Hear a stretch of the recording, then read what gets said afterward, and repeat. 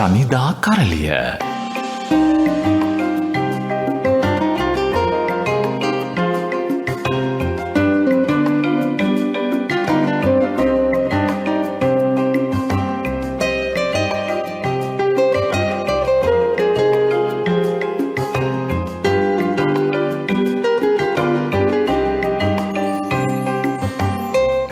වෙලා උදේ 8යි විනාඩි 15යි සුපුරුදු වෙලාව නොවනත් හදත් සුපුරුදු වැඩේ අපි පටන් ගන්නට සූදානම් වෙන්නේ ශනිදා කරලියෙන්.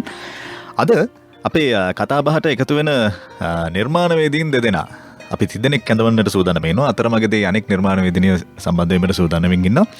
අසංක සායක්කාර සමග ධනුෂ්කා ජයරත්න සහභාගී වෙන්නේ. දෙන්නම ආයුබෝවන් කියලා පිළිගන්නවා. ආයුබෝවන් අනුෂ්කා. අපි අද කතා කරන්න යන්නේ ඉන්ටර්නැෂනල් ගැන. ඔබට පූර්ව දැනුම් දීමක් අපි කළා. මේ ඉන්ටර්නැෂනල් හි ධනුෂ්කාගේ චරිතය මේ මට ඇතරම නම අමතකයි මේ මොකක්ද ධනුෂ්කා මේ චරිතේ නම? රූපා. නිරූපා. ඔව් නිරූපා. හැබැයි මේ ඔය නාමාවලිය ඇතුලේ තිරපිටපත කියලා සඳහන් වෙන්නේ ස්ක්‍රිප්ට් හබ් කියලා. හරි. ඒ නිසා මේ කවුද මේ ස්ක්‍රිප්ට් හබ් එක පිටිපස්ස ඉන්නේ කියලා බලනකොට මේ ඒ වැඩේ ඉන්නේ අසංක සායක්කාර.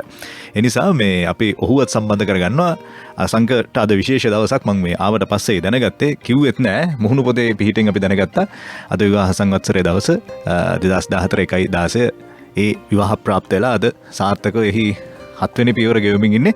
ඒකටත් අපි සුබ ප්‍රාර්ථනා කරමින් අසංක මේ අපි ඉන්ටර්නැෂනල් ගැන කතාව පටන් ගමු. ඔය ස්තුතියි උලිම සුබ පැතුමට. ඉතින් ඉන්ටර්නැෂනල් ගැන කතන්දරේ මම හිතන්නේ සෑහෙන දිග කතා ටිකක් තියෙනවා අපිට කතා කරගන්න. අපි කොහෙන්ද පටන් ගන්න කියන එක අදහසක් ඇත්තටම නෑ. මෙහෙම කියන්නම්. දැන් අපි ඉන්ටර්නැෂනල් මේ වෙනකොට කොටස් 50 පසු කරලා යනවා. තව කීපයකින් අපි ඉවරත් වෙනවා. මේ වෙනකොට අපි හිතපු, ඒ කියන්නේ අපි මේක සැලසුම් කරපු වෙලාවේ අපි බලාපොරොත්තු වුණා යම් කිසි කතිකාවක් මේක ඇතුලේ නිර්මාණය කරගන්න. මම විශේෂයෙන්ම අපි කැමැත්තෙන් ඉන්නේ මේ ඩයලොග් එක කියන එක හැමතිස්සෙම අපේ නිර්මාණයකදී අපි ආසාවෙන් ඉන්න දෙයක් මිනිසුත් එක්ක මේ කතිකාවක් නිර්මාණය කරගන්න. මම හිතනවා ඒක යම් ප්‍රමාණයකට අපිට සාර්ථක කරගන්න පුළුවන් වුණා. ඒ කතිකාව ඇවිලිමින් තිබෙනවා. ඉතින් ඒ ඉදිරියට ගෙන යාම තමයි අවශ්‍යතාවය. ඉතින් ඒ ගැන සතුට පළ කරමින් මේ කතාව ආරම්භ කරමු. ධනුෂ්කට කොහොමද මේ ඉන්ටර්නැෂනල් සම්බන්ධයෙන් තියෙන අත්දැකීම සහ කොහොමද මේකට සම්බන්ධ වෙන්නේ? මට මුලින්ම කතා කරේ සංක සමරප්පුලි. මම දුලී කක්කව සුජීව අයියව කාලෙක ඉඳලා දන්නවා. ඊට ඒ වගේම තමයි අසංකව කාලෙක ඉඳලා දන්නවා. අසංකේ කලින් වැඩ කරලත් තියෙනවා. පිටපත මට කියන්නේ චරිත අවබෝධය දෙද්දී මට ආස හිතුණා. ඒක මට දැනුණා හොඳ දැනෙන කැරක්ටර් එකක් වෙයි, හොඳ දැනෙන චරිතයක් වෙයි කියන එක. ඇත්තට මේ ආසාව හරි ආසාවෙන් කැමැත්තෙන් තමයි වැඩේ කරන්න බාරගත්තේ. විශේෂයෙන්ම දුලිකක්ක හින්දා මම දැනගෙන හිටියා ඇයට තියෙන පෘතුල අවබෝධයත් එයාගේ අක්කා මේකේ තියෙන අත්දැකීමුත් එක්ක අනිත් අතට ගත්තාම මේක නිර්මාණ ශිල්පියා මේ තිර රචනය කරන්නේ අසංක කියලා දැනගත්තාම එතනත් ඇත්තටම රහක් තියෙන මිනිස්සෙක් කියන එක මම දන්නවා. සුජීවයත් මේ වැඩේදී මම කියන්නේ අධ්‍යක්ෂකාරයට අලුත් වුණාට ඔහු තුලත් ඉන්නවා හොඳ චරිතාංග නළුවෙක් ඉන්නවා කියන එක ඇත්තටම දැනගෙන ඉන්නවා මං හිතන්නේ අපි හැමෝම. ඉතින් ඒ හින්දා ආසාවෙන් සහභාගී වුණා, මේ වැඩේට දායක වුණා. හැබැයි මේ වෙද්දි ලැබෙන ප්‍රතිචාරات එක්ක මට හිතෙනවා මං එදා ගත්තේ හොඳ තීරණයක් කියලා. මං මේ වෙනකල් කරපු චරිත අතරේ උඩින්ම තියන්න පුළුවන් චරිතයක් මට හම්බුණා ඉන්ටර්නැෂනල් හරහා නිරූපා කියන චරිතේ. මංගතන හරිම මේ ශබ්ද කිරීම තව ඉන්ටර්නැෂනල්. මොකද මේ ඇතර මේ ඇයි මේ ඉන්ටර්නැෂනල් මේක ලියලා තියෙන්නේ ඒ විදිහට. කියන්නේ ඉන්ටර් කියන එක ඉංග්‍රීසියෙන් ලියලා ඊට පස්සේ නැෂනල් කියන එක සිංහලෙන් ලියලා තියෙන්නේ. සාය මේක ඔබේ අදහසක්ද නැත්නම් ඒක අධ්‍යක්ෂවරයා හෝ වෙනත් කෙනෙක්ගේ අදහසක් අනුව ආපු දෙයක්ද? ඔව් මේකේ කතා සංකල්පය ගොඩනගන මොහොතේම මම මේකට නම දාන්නකොට දැම්මෙත් ওই විදිහටම තමයි. කියන්නේ නැෂනල් නෙමෙයි අතන මුලින්ම තිබ්බේ නැෂනල්. ඒක හැබැයි අර ඉංග්‍රීසි සිංහල කවලන් වෙලා ඉන්ටර් ඉංග්‍රීසියෙන් සහ සිංහලෙන් නැෂනල් කියන එක. ඊට පස්සේ මේක අපි සාකච්ඡා කරමින් දුලීකයි සුජීවයි අපි කීප දෙනා මේක සාකච්ඡා කරමින් ඉන්න වෙලාවේ දුලීකක් තමයි යෝජනා කරේ අපි මේක නැෂනල් කරමුද. මොකද නැෂනල් ඔය ශබ්ද වෙන්නේ ගොඩක් සමහර මේ අපි ඉන්ටර්නැෂනල් යන දෙමාපියන්ගේ අතිනුත් ගොඩක් වෙලාවට ওই විදිහට ශබ්ද වෙනවා. ඒ නිසා තමයි අපි ඔක හරිම ශබ්දය ගත්තේ නැෂනල් කියන එක. ඉතින් ඒක ඇතුලේ ඒ නම ඇතුලේම තියෙනවා අපි කියන්න හදන කතන්දරේ පදාසයක් ඒ නම ඇතුලේම තියෙනවා. ඉතින් ඒකට අපිත් ඒ වෙලාවේ ඉතාම කැමති වුණා. මේ වෙලාවේ අපේ නාට්‍යයත් එක්කත් ඉතාම බද්දයි ඒ නම. අපි කැමති ඉතින් ඒක ඒ ආකාරයෙන් දාගන්න පුළුවන් වෙච්ච එක සහ ඒකෙන් උපදින උත්ප්‍රාසයට මම හරිම කැමතියි. හොඳයි මම දන්නේ මේක ඇතුලේ මේ උත්ප්‍රාසයම තමයි ගොඩක් තැන්වල තියෙන්නේ. කියන්නේ මම දන්නේ ඒ උත්ප්‍රාසය ධනුෂ්කා නියෝජනය කරන නිරූපණය කරන නිරූපකගේ චරිතය තුළ මම දන්නේ සෑහෙන තියෙනවා. අපි කොහොමද නිරූප මේක දැන් ඒක තමයි මම දන්නේ ඇත්ත කතාව. මේ අපිට මේ අපිව පෙන්වන එක්තරා විදිහක දර්පණයක්ද කියලා තියෙනවා. මේ නිරූපකගේ චරිතය ගැන මොකද ධනුෂ්කට හිතෙන්නේ? නිරූපා කියන්නේ මධ්‍යම පාන්තික හරීම ආර්ථික අපහසුතා තියෙන රජයේ සේවක සේවිකා දෙපළකගේ මේ සේවිකාව. ඒ කියන්නේ ගෙදර බිරිඳ විදිහට ඇයට තියෙනවා ලොකු වගකීමක් ඇගේ දරුවෝ දෙන්න ගැන. එතකොට හස්බන්ඩ් ලෝන් ගහලා ඉන්නේ මේවා ගෙවන විදිහ. හැබැයි මොන විදියකින් හරි අර එයාගේ හස්බන්ඩ් නිතරම කියනවා සාය ලස්සනට ලියලා තිබ්බයි මේ මැච් එකක් ගහනවා කියන එක. මම හරිම කැමතියි ඒකට. රජයේ සේවකයෝ ගොඩ දෙනෙක් කරන්නේ ඕක තමයි. රෝල ගහනවා, මැච් එක ගහනවා. ඒක තමයි කරන්නේ. ඉතින් මට ඇත්තටම රජයේ සේවිකාවක් විදියට චරිතය නිරූපණය කරන්න ලැබිච්ච එක ගැන ගොඩාක් සන්තෝෂ වෙනවා මම. මොකද ඒක අර එක සමාජයේ තියෙන එක තට්ටුවක්ම එළියට දාන්න පුළුවන් චරිතයක්. මොකද මේ විවිධ පරිපාලන කටයුතු අතරේ මේ අර හිර වෙලා මිරිකිලා ඒ වුණාට එළියට ආවට පස්සේ අර පොඩි ලෙවල් එකක් හදාගන්න දඟලනවානේ අපි ගෑනු අය. කොහොමටත් අපි ඒකට හරි කැමතියි. අපිව ඉන්නවට වැඩිය ලොකු ටිකක් වැඩි කරලා පෙන්වන්න අපි හැමෝම කැමති. ගෑනු පිරිමි දෙපාර්ශ්වයම. ඉතින් අර සරල සැහැල්ලු නෑ. එතන පොළොවේ අඩිය ගහලා ඉන්න කට්ටිය හරි අඩුයි. ජීවිතේ තේරුම් ගත්ත අය හරි අඩුයි. ඉතින් මට හිතෙනවා නිරූපත් දඟලන්නේ අර Tamanට උඩින් තියෙන පැලැන්තියට අත ගහන්න. ඉතින් ඒකට අමාරුවෙන් කට්ටක් ආගෙන ළමයි දෙන්නත් හදාගෙන යන චරිතයක් විදිහට නිරූපව දකිනවා. හැබැයි මං හිතන්නේ ඇය හරිම සාධාරණයි. ඇගේ චරිතය ඇතුලේ බැලුවහම සායයක ලස්සනට ලෙහෙලා දෙනවා. ඒ කියන්නේ කාලෙකට බැනුම් අහනවා ඕසෙට.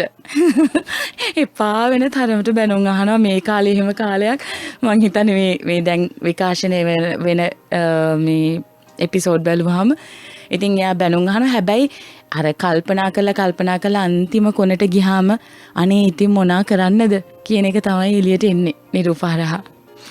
අනේ ඉතින් මොනා කරන්නද? මේ කතාවේ තේමාවන් එක්ක අපිට තව විවිධ පැති ගණනාවකට යා යුතුව තිබෙනවා. සහ මෙහි මතන්නේ විශේෂ චරිතයක් රඟපාන මේ දිස්නා කියන චරිතය දුලිගා මාරපන අය වැඩසටහන අතරමඟදී සම්බන්ධ වීමට නියමිතව තිබෙනවා. ඒ නිසා අපි අද ඉන්ටර්නැෂනල් ගැන සමාවෙන් ඉන්ටර්නැෂනල් ගැන අපි අද කතා කරමින් ඉන්නේ. අසංක සායක්කාරෙහි තිරරචකයා සහ ධනුෂ්කාහි නිරූපාගේ චරිතය නිරූපණය කරන අද ඉන්ටර්නැෂනල් එක්ක බොහෝ දේවල් කතා බහ කිරීමට සූදානමින් මේ ශනිදා කරලේ දිගහැරෙන්නේ.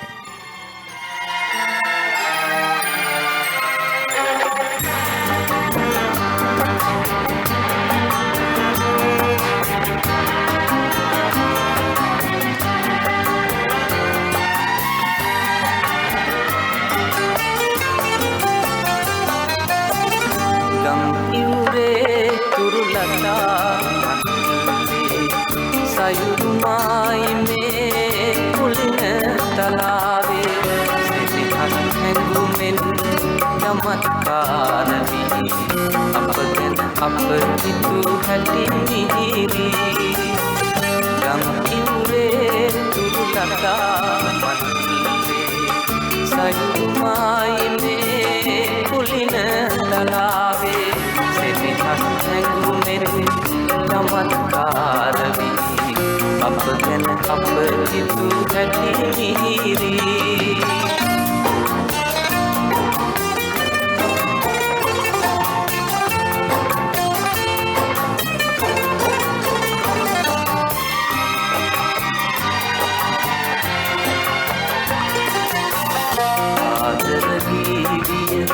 ජය මංගලකි කුරුළු කැදැල්ලකි ඉමලේ ප්‍රේමවන්තයෝ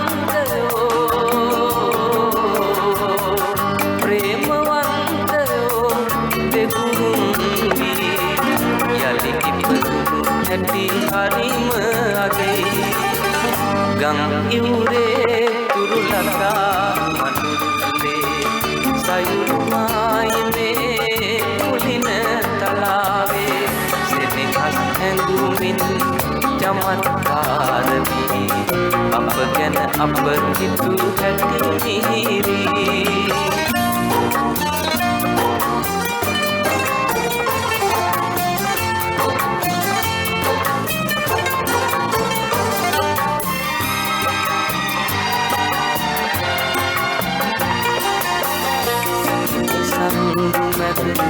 හිනාවෙවි ඉරුළු පලන් ජීවිත ගමනේ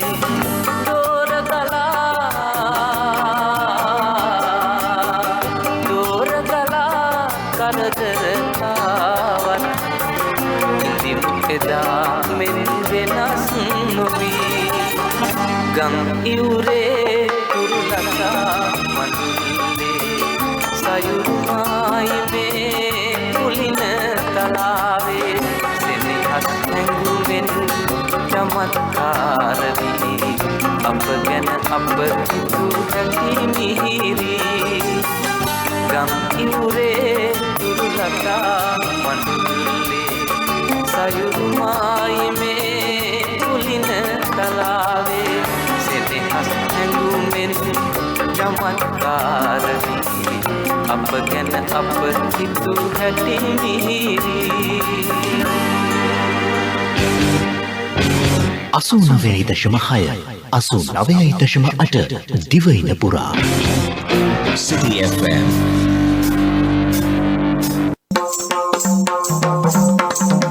ශනිදා කරලිය ඔය ආවද? අම්මා මාර ගිරිස් මේ වතුර යදාගත්තේ. මට පේනද මෑතක ඉන්නම් මීහරක් ගෙනියම කියලා. මොකද ඒක විදිය? කවුද අනික් කියලා? අසියේ මට තේරුණා. මං අහන්නේ කවුද ඔයාගේ අනික් එක්කෙනා? මගේ අනිත් එක්කෙනා. මට තේරුණා. මොකද කියන්නේ? I love you too කියන්නේ කවුද අනික් එක්කෙනා? ඔයා හිතන්නේ මම ඉංග්‍රීසි දන්නේ නැහැ කියලාද? මෙන්න ඔයාට මං එවේ මොකක් කියලාද? I love you කියලා. හරිද? ඔයා මට එවලා තියෙනවා I love you too කියලා. ඔයද? ඉතින් I කියන්නේ මං. love කියන්නේ ආදරේ. ඔව්. හරිද? too කියන්නේ. ඒතර මම අනික් එක්කෙනා කවුද? අනේ ඔක ගණන් ගන්න දෙයක් නෙවෙයි. අනිත් එක්ක ඔයා දන්නවා. දන්නේ කෙනෙක්. කවුද? ඔකට දන්න. ළඟින් ඉන්නේ.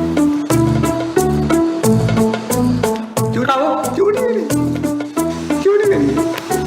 ඔයයි චූටි වෙන්නේ. I love you too. තේරෙනවද? ඒ කියන්නේ ඔය දෙන්නනේ ඉතින් මගේ ලෝකේ ඒකයි මම එහෙම එන්නේ. මගේ හදවතේ කැකරුනේ ආදරේ තමයි එන්නේ. ඔය ඇත්තනේ කියන්නේ. අය මොල් බොරු කියන්නේ. ඕන්න I love you too කියන එකට තියෙන අර්ථය. අපි ඇහුවේ ඉන්ටර්නේෂනල් මේ නාට්‍යයේ මේ දෙබස් කණ්ඩයක් ඇහුවේ මේ දුලිකා මාරපන සහ සරත් කොතවල තමයි මේ ඔය රංගනයේ ඒ ජවනිකාවේ යෙදුනේ. මේ අතර මේ දැන් මම දන්න විදිහට සායගේ දිනියත් පාසල් යනවා.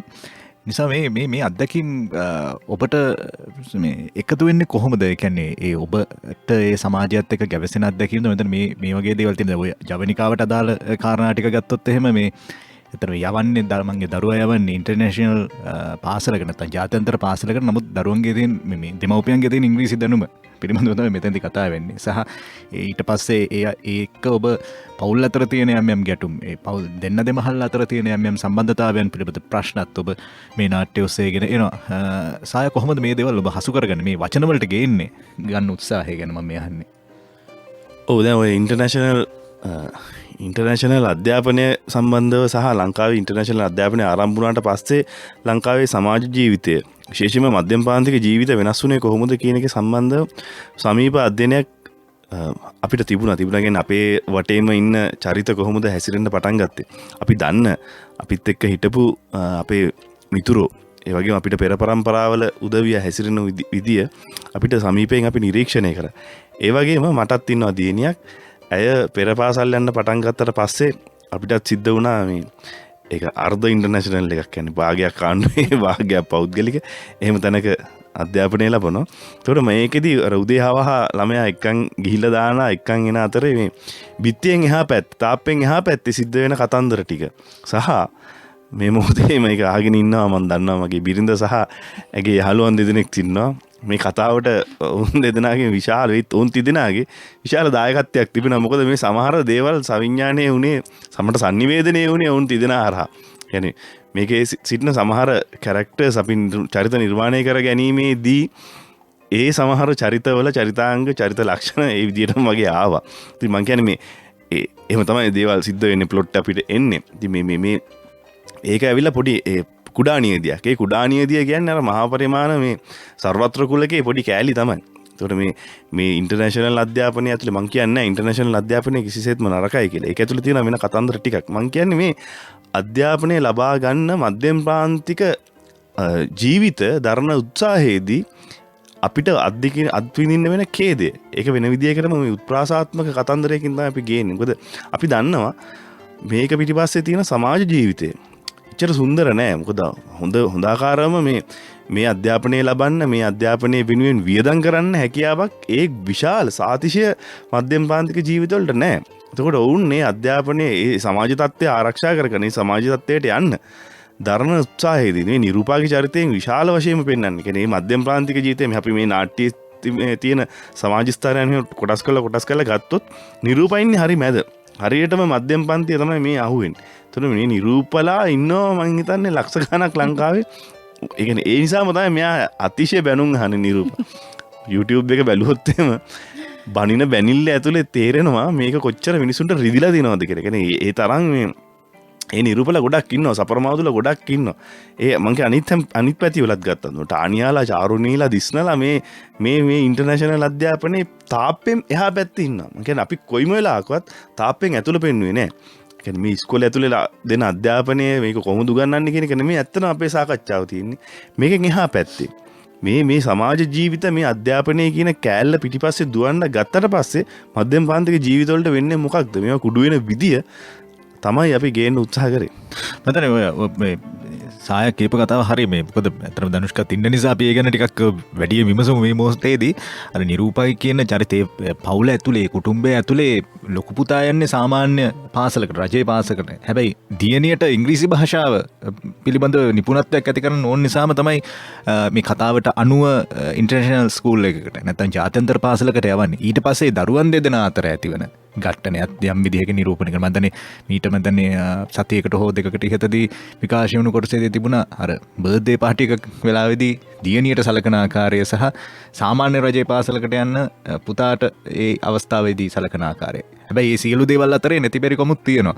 මෙන්න මේ දේවල් මේ නිරූපණය කරද්දී ධනුෂ්කා නිරූපා හැටියට කොහොමද මේ ආරෝපණය වෙන්නේ? මේක ඇත්තට මේක රංගනයක් තමයි. රංගනයක් වුණාට ඒවා අපිට දැනෙන විදිහට මේ සාය කිව් විදිහට අර YouTube එකේ රිදෙන තරමට තමයි ඔබට බනින්නේ. අනේ බැනුම එන්න ඔබ සාර්ථක වෙන්න ඕනේ. අනේ මේ දේවල් කොහොමද ඔබ ගන්නෙ? ඇත්තටම මේ සාය කිව්වා වගේ මමත් මගේ මේ ශේෂ්ත්‍රයේ මේ වැඩ කටයුතු කරගෙන යන්න අත්දැකීම් එතකොට කෑලි අහුල ගන්නේ සමාජයෙන් තමයි අනුෂ්ක. මම දකින මම ගිහිල්ලා තියෙන මං යන වටපිටාවේ හැසිරෙන මිනිස්සු එක්ක කතා බහ කරද්දී ඒගොල්ලන් එක ගනුදෙනු කරද්දී ඒ චරිතවලට හුරු සමහර දේවල් එතකොට නුහුරු දේවල් ඒගොල්ලන්ට ඇතුළට ගන්නෙ කොහොමද ඒ දේවල් අහු වෙනවා. නිකන් මිනිස්සුත් එක්ක නිකන් කතා බහ කරනවට වැඩිය ඈත ඉඳලා බලාගෙන ඉන්නකොට සමහරවිට දැනෙනවා ඒගොල්ලන් දෙයක් වෙද්දි ප්‍රතිචාර දක්වන්නේ කොහොමද මේ දේවල් කියව ගන්න හරි ලේසි. සමාජය ඇතුලේ ඉන්නවා නම් සමාජයේ මේ අපි පොළවේ ඉන්නවා නම් හරි ලේසි කියව ගන්න. මම මගේ චරිතවලට හුඟක් දේවල් එකතු කරගන්නේ සමාජයේ මිනිස්සුන්ගෙන්. මේ මට නිතර හම්බ වෙන අයගෙන්. ඒතර මට මෙහෙම අයව නිරූපලාව හම්බ වෙලා තියෙනවා. ඉදිරියටත් හම්බ වෙයි. මේක ඉවර වෙන්න ප්‍රශ්නයක් නෙවෙයිනේ. අපි හැමෝම කැමති අපි ඉන්න තැනට වැඩි අඩියක් හරි උඩින් ඉන්න. ඉතින් එහෙම try කරන කෙනෙක් මේ විශේෂයෙන්ම කියනවා නම් මේ ජාත්‍යන්තර අධ්‍යාපනයේට යොමු වෙලා ඉන්නේ මධ්‍යම පාන්තික පවුල් වල ඉන්න ගැහැණු අය ගොඩක් වෙලාවට මෙහෙමයි. ඒ කියන්නේ දරුවෝ දෙන්නවම උනත් ඉන්ටර්නැෂනල් ස්කූල් එකකට දාගන්න කැමති. හැබැයි අර බැරි අමාරුකම් මැද්දේ අපි ගෙදරක ලොකු දරුවාගෙන් මට්ටු වෙනවා කියලා කියන්නේ. ඒ කියන්නේ දෙවනිය හදනකොට අපි අත්දැකීම් එක්කනේ යන්නේ එක දරුවෙක්ව හදලා. එතකොට අල්ලපු ගෙදර එක්කෙනා යන්නේ ඉන්ටර්නැෂනල් ස්කූල් එකකට නම් පළවෙනියව අපිට ඉන්ටර්නැෂනල් දාගන්න බැරි වුණාම අපි try එකක් දෙනවා දෙවෙනි එක්කෙනාව දාගන්න අමාරුවෙන් හරි. මොකද ඒතර කියන්න පුළුවන් අපි දුර යන්නේ අර මේ ඉන්ටර්නැෂනල් ස්කෝලේට කියලා. ඉතින් එහෙම එකකට අපි කැමති. මට අහුවෙච්ච නිරූපව හම්බුනේ සමාජයෙන් තමයි. ඒක මම කියන්න ඕනේ. අනිත් පැත්තට ගත්තාම මං හරිම ආසයි මේ ලියවෙන දෙබස් වලට. සාය අතින් ලියවෙනවා හරි ලස්සන දෙබස්. සමහර තැන්වල අර මේ මගිත් එක්ක මගේ ස්වාමියා හැටියට රංගපාන කෙනා මහේන්ද්‍ර අයියා වීරරත්න ඔහු අතින් කියුණා අපි හැමෝම නීරෝලා අපි ඉන්නේ ගිනි ගොඩක නිරූපා. අපි hina වෙන්න ඕනේ අඬන්න ඕනේ මේ ගිනි ගොඩ උඩ ඉඳලම තමයි කියලා. ඒක කොච්චර අපිට ගන්න පුළුවන්ද අපි ඇතුලේ තියෙනවද ඒ අදහස කියලා හිතෙන්නේ අපි ඉන්නේ ගිනි ගොඩක නේද කියලා ඒ වෙලාවේ මට ඇත්තටම මේ ඩයලොග් එක කියද්දි ෆීල් වුණා. ඇත්තටම අපි හැමෝම ඉන්නේ. මං කියන්නේ චාරු ඉන්නේ අතිශයින් මුදල්මය පැත්තෙන් හරීම දෙයක් කරගන්න පුළුවන් පවුලක්. දිස්නත් එහෙමයි. දුලිකක් කරංගපාන චරිතේ.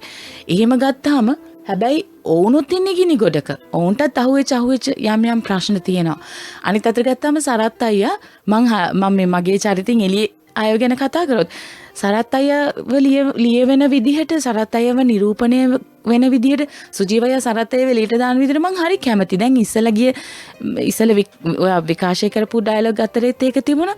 මම සරත් අයියා මොකක් හරි කියන්නේ එයා දන්නවා තමන් එකට ඉන්න සහකාරියට මේක තේරුම් කළ පළක් නැහැ.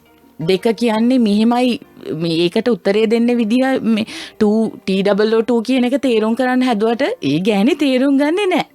එතකොට එයා කරන එකම දේ තමයි ටක් ගාලා ඒක හරව ගන්නවා වෙන පැලස්තරයක් අලව ගන්නවා. එතනින් එහාට එයා දන්නවා හොඳටම දිස්නා එතනින් එහාට ඒක මොකුත් ප්‍රශ්න කරන්නේ නැහැ කියන එක. ඉතින් මටත් චරිතය හදලා දුන්නේ සායා. ඒක වැඩිමහල් කරේ සුජීව අයියා. ඒකට මමත් මගේ දායකත්වය දුන්නා.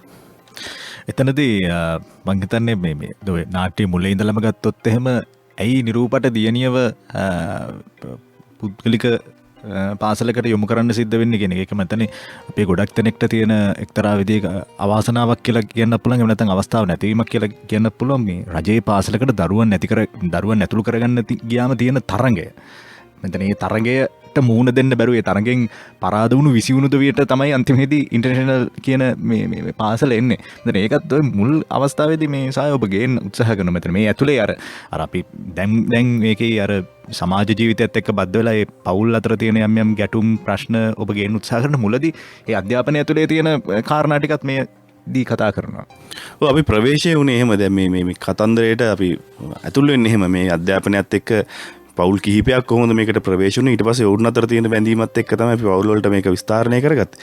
දැන් ඔබ කියන කතන්දරේ හරිය. ඒ කියන්නේ මේ ඉන්ටර්නැෂනල් අධ්‍යාපනය තෝරාගන්න බලපාන එක කාරණයක් තමයි මේ රජයේ පාසල් සම්බන්ධව තියෙන ප්‍රශ්නය. මේ ජනප්‍රිය පාසලකට දරුවෙක් ඇතුළත් කරන්න තමයි සීළු දෙනා කැමති. නමුත් කරගන්න බැරි වුණාට පස්සේ ඒ වෙනුවෙන් අර වගේම වෙනත් බොරු මාලාවක් කරන්න වෙනවනේ. දරුවා ඉපදිච්ච මොහොතේ ඉඳලා ඔහුට බොරු ලිපිනයන් බොරු කන්දක් කියන්න සිද්ධ වෙනවා උගන්වන්න සිද්ධ වෙනවා. දැන් මේකට සමහර දෙමාපියෝ කැමති නැහැ. ඒ කැමති නැතිවීම නිසාම උන්ට සිද්ධ වෙනවා එක වෙන විකල්පයකට යන්න. එහෙමනම් ළඟම පාසලට දාන්න. ඒතකොට අපි දන්නවා ළඟම පාසල් හොඳම පාසල් කියලා කන්සෙප්ට් එකක් තිබ්බට මේ ළඟම පාසල් හොඳ නැහැ. ඒක ඇත්ත කතන්දරේ ලංකාවේ සියලු පාසල් එක වගේ නෑ. ඉතින් ඒ නිසා දෙමාපියන්ට සිද්ධ වෙනවා එහෙමනම් වෙන විකල්පයකට යන්න. ජනප්‍රිය පාසලකට දාන්න බෑ. එක්කෝ ඒ ප්‍රශ්න ගොඩක් තියෙනවා ළමයින්ට බොරු ගන්නන්නත් බෑ. ළඟම පාසලට දාන්නත් බෑ. ඊළඟ විකල්ප විදියට උන් ඉන්ටර්නැෂනල් තෝරගන්න. හැබැයි අර බොරු ගන්නන්න අකමැති වෙච්ච දෙමාපියෝ ඉන්ටර්නැෂනල් දැම්මට පස්සේ විශාල බොරුවක් නඩත්තු කරනවා. නැවතත් ඔවුන්ට බොරුවම තමයි නඩත්තු කරන්න වෙන්නේ.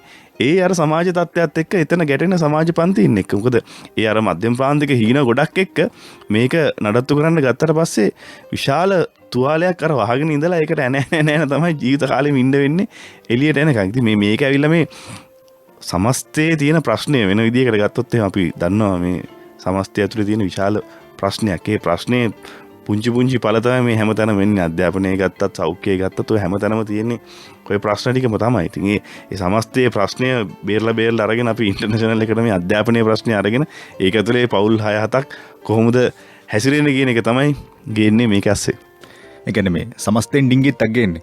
සමස්තයෙන් ඩිංගිත්ත. අර ඔබ කියපු අර බොරුව නඩත්තු කරන තැනදී කියන්නේ වැඩිහිටියෝ බොරුව නඩත්තු කරගන්න කොට ඒකට දරුවනුත් හවුල් කරගන්නවා. ඒක මේ ධනුෂ්කට යමක් කියන්න පුළුවන් අර මාලදීවින්ගේ ප්‍රශ්නේදී. මම කියන්නේ ඒක තමයි ඒ බොරුවට දැන් අපි කොච්චර අකමැති අපේ දරුවෝ මේ කියන බොරු කියන්න එපා ඒක හොඳ නෑ පව් සිද්ධ වෙනවා කියලා. හැබැයි අනිත් අතට ගත්තාම දරුවන්ව හවුල් කරගන්න වෙනවා මේ කාරණාවේදී. අනිත් එක තමයි අර අනුෂ්ක කලින් මතක් කරා කියන්නේ දරුවෝ දෙන්නෙකුට දෙවිදියකට සලකන්න ගියාම එක්කෙනෙක්ගේ හිත රිදෙනවා. ඉතින් ඒක වහගන්න සොසේජස් කරල් දෙකක් ගෙනල්ලා ෆ්‍රයිඩ් රයිස් හදන අවස්ථාවක් ලියලා තිබ්බා.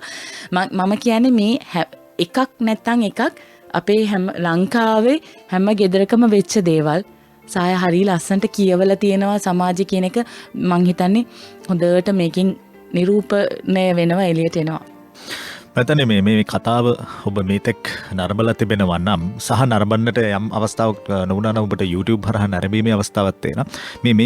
මේ අපි කතා කරන දේවල් ඔස්සේ මේ නාට්‍ය නරඹපු කෙනෙක් නම් දන්නවා අපි මොකක් ගැනද මේ කතා කරන්නේ කියලා. මේ ඇතුලේ ඉන්නේ ඔබ. කියන්නේ අහන ඔබ හෝ ඔබට සම්බන්ධ ඔබ ඇසුරු කරන ඔබ සමාජයේ ජීවත් වෙන පිරිසක් ගැන තමයි මේ කතා කරන්නේ. ඒක නිසා සමහර ලාවට අපිට අපිව පේන්නේ නැහැ. ඒක අපිව පෙන්නලා දෙන්නේ එක්තරා විදිහක දර්පණයක් තමයි කලාව කියලා කියන්නේ නිර්මාණ කියලා කියන්නේ. ඒ නිර්මාණය තමයි මේ ඉන්ටර්නැෂනල් කියලා කියන්නේ. අපි ඒ ටෙලිය ගැන මේ කතා කරමින් ඉන්නේ. එහි රචකයා අසංක සායක්කාර සහ එහි චරිතයක් නිරූපණය කරමින් ඉන්නේ ධනුෂ්කත් එක්ක අපි මේ කතා කරමින් ඉන්නේ. අපි මේ පිළිබඳව තවත් කතා කරන්න බලාපොරොත්තු වෙන අද ශනිදා කරලිය ඔබට පිරිනමන්නේ. පුංචි පන්තිවල හැබෑම හුරතල් කොහින්ද මේ පොඩි නෑදෑයෝ උදෙන්න පාසල් අරගෙන ආවෝ මේ පොඩි පැටවුන් දෙමව්පියෝ. පුංචි පන්තිවල හැබෑම හුරතල් කොහින්ද මේ පොඩි නෑදෑයෝ උදෙන්න පාසල් අරගෙන ආවෝ මේ පොඩි පැටවුන් දෙමව්පියෝ.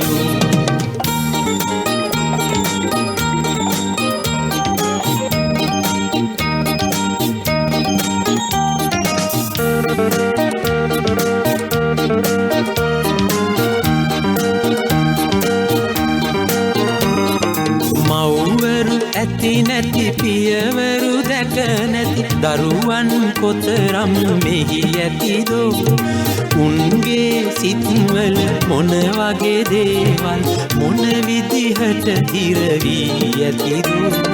පුංචි පන්තිවල හැබෑම හුරතල් කොහින්ද මේ පොඩි නෑදෑයෝ උදෙන්න පාසල් අරගෙන ආවෝ මේ පොඩි පැටවුන් දෙමව්පියෝ.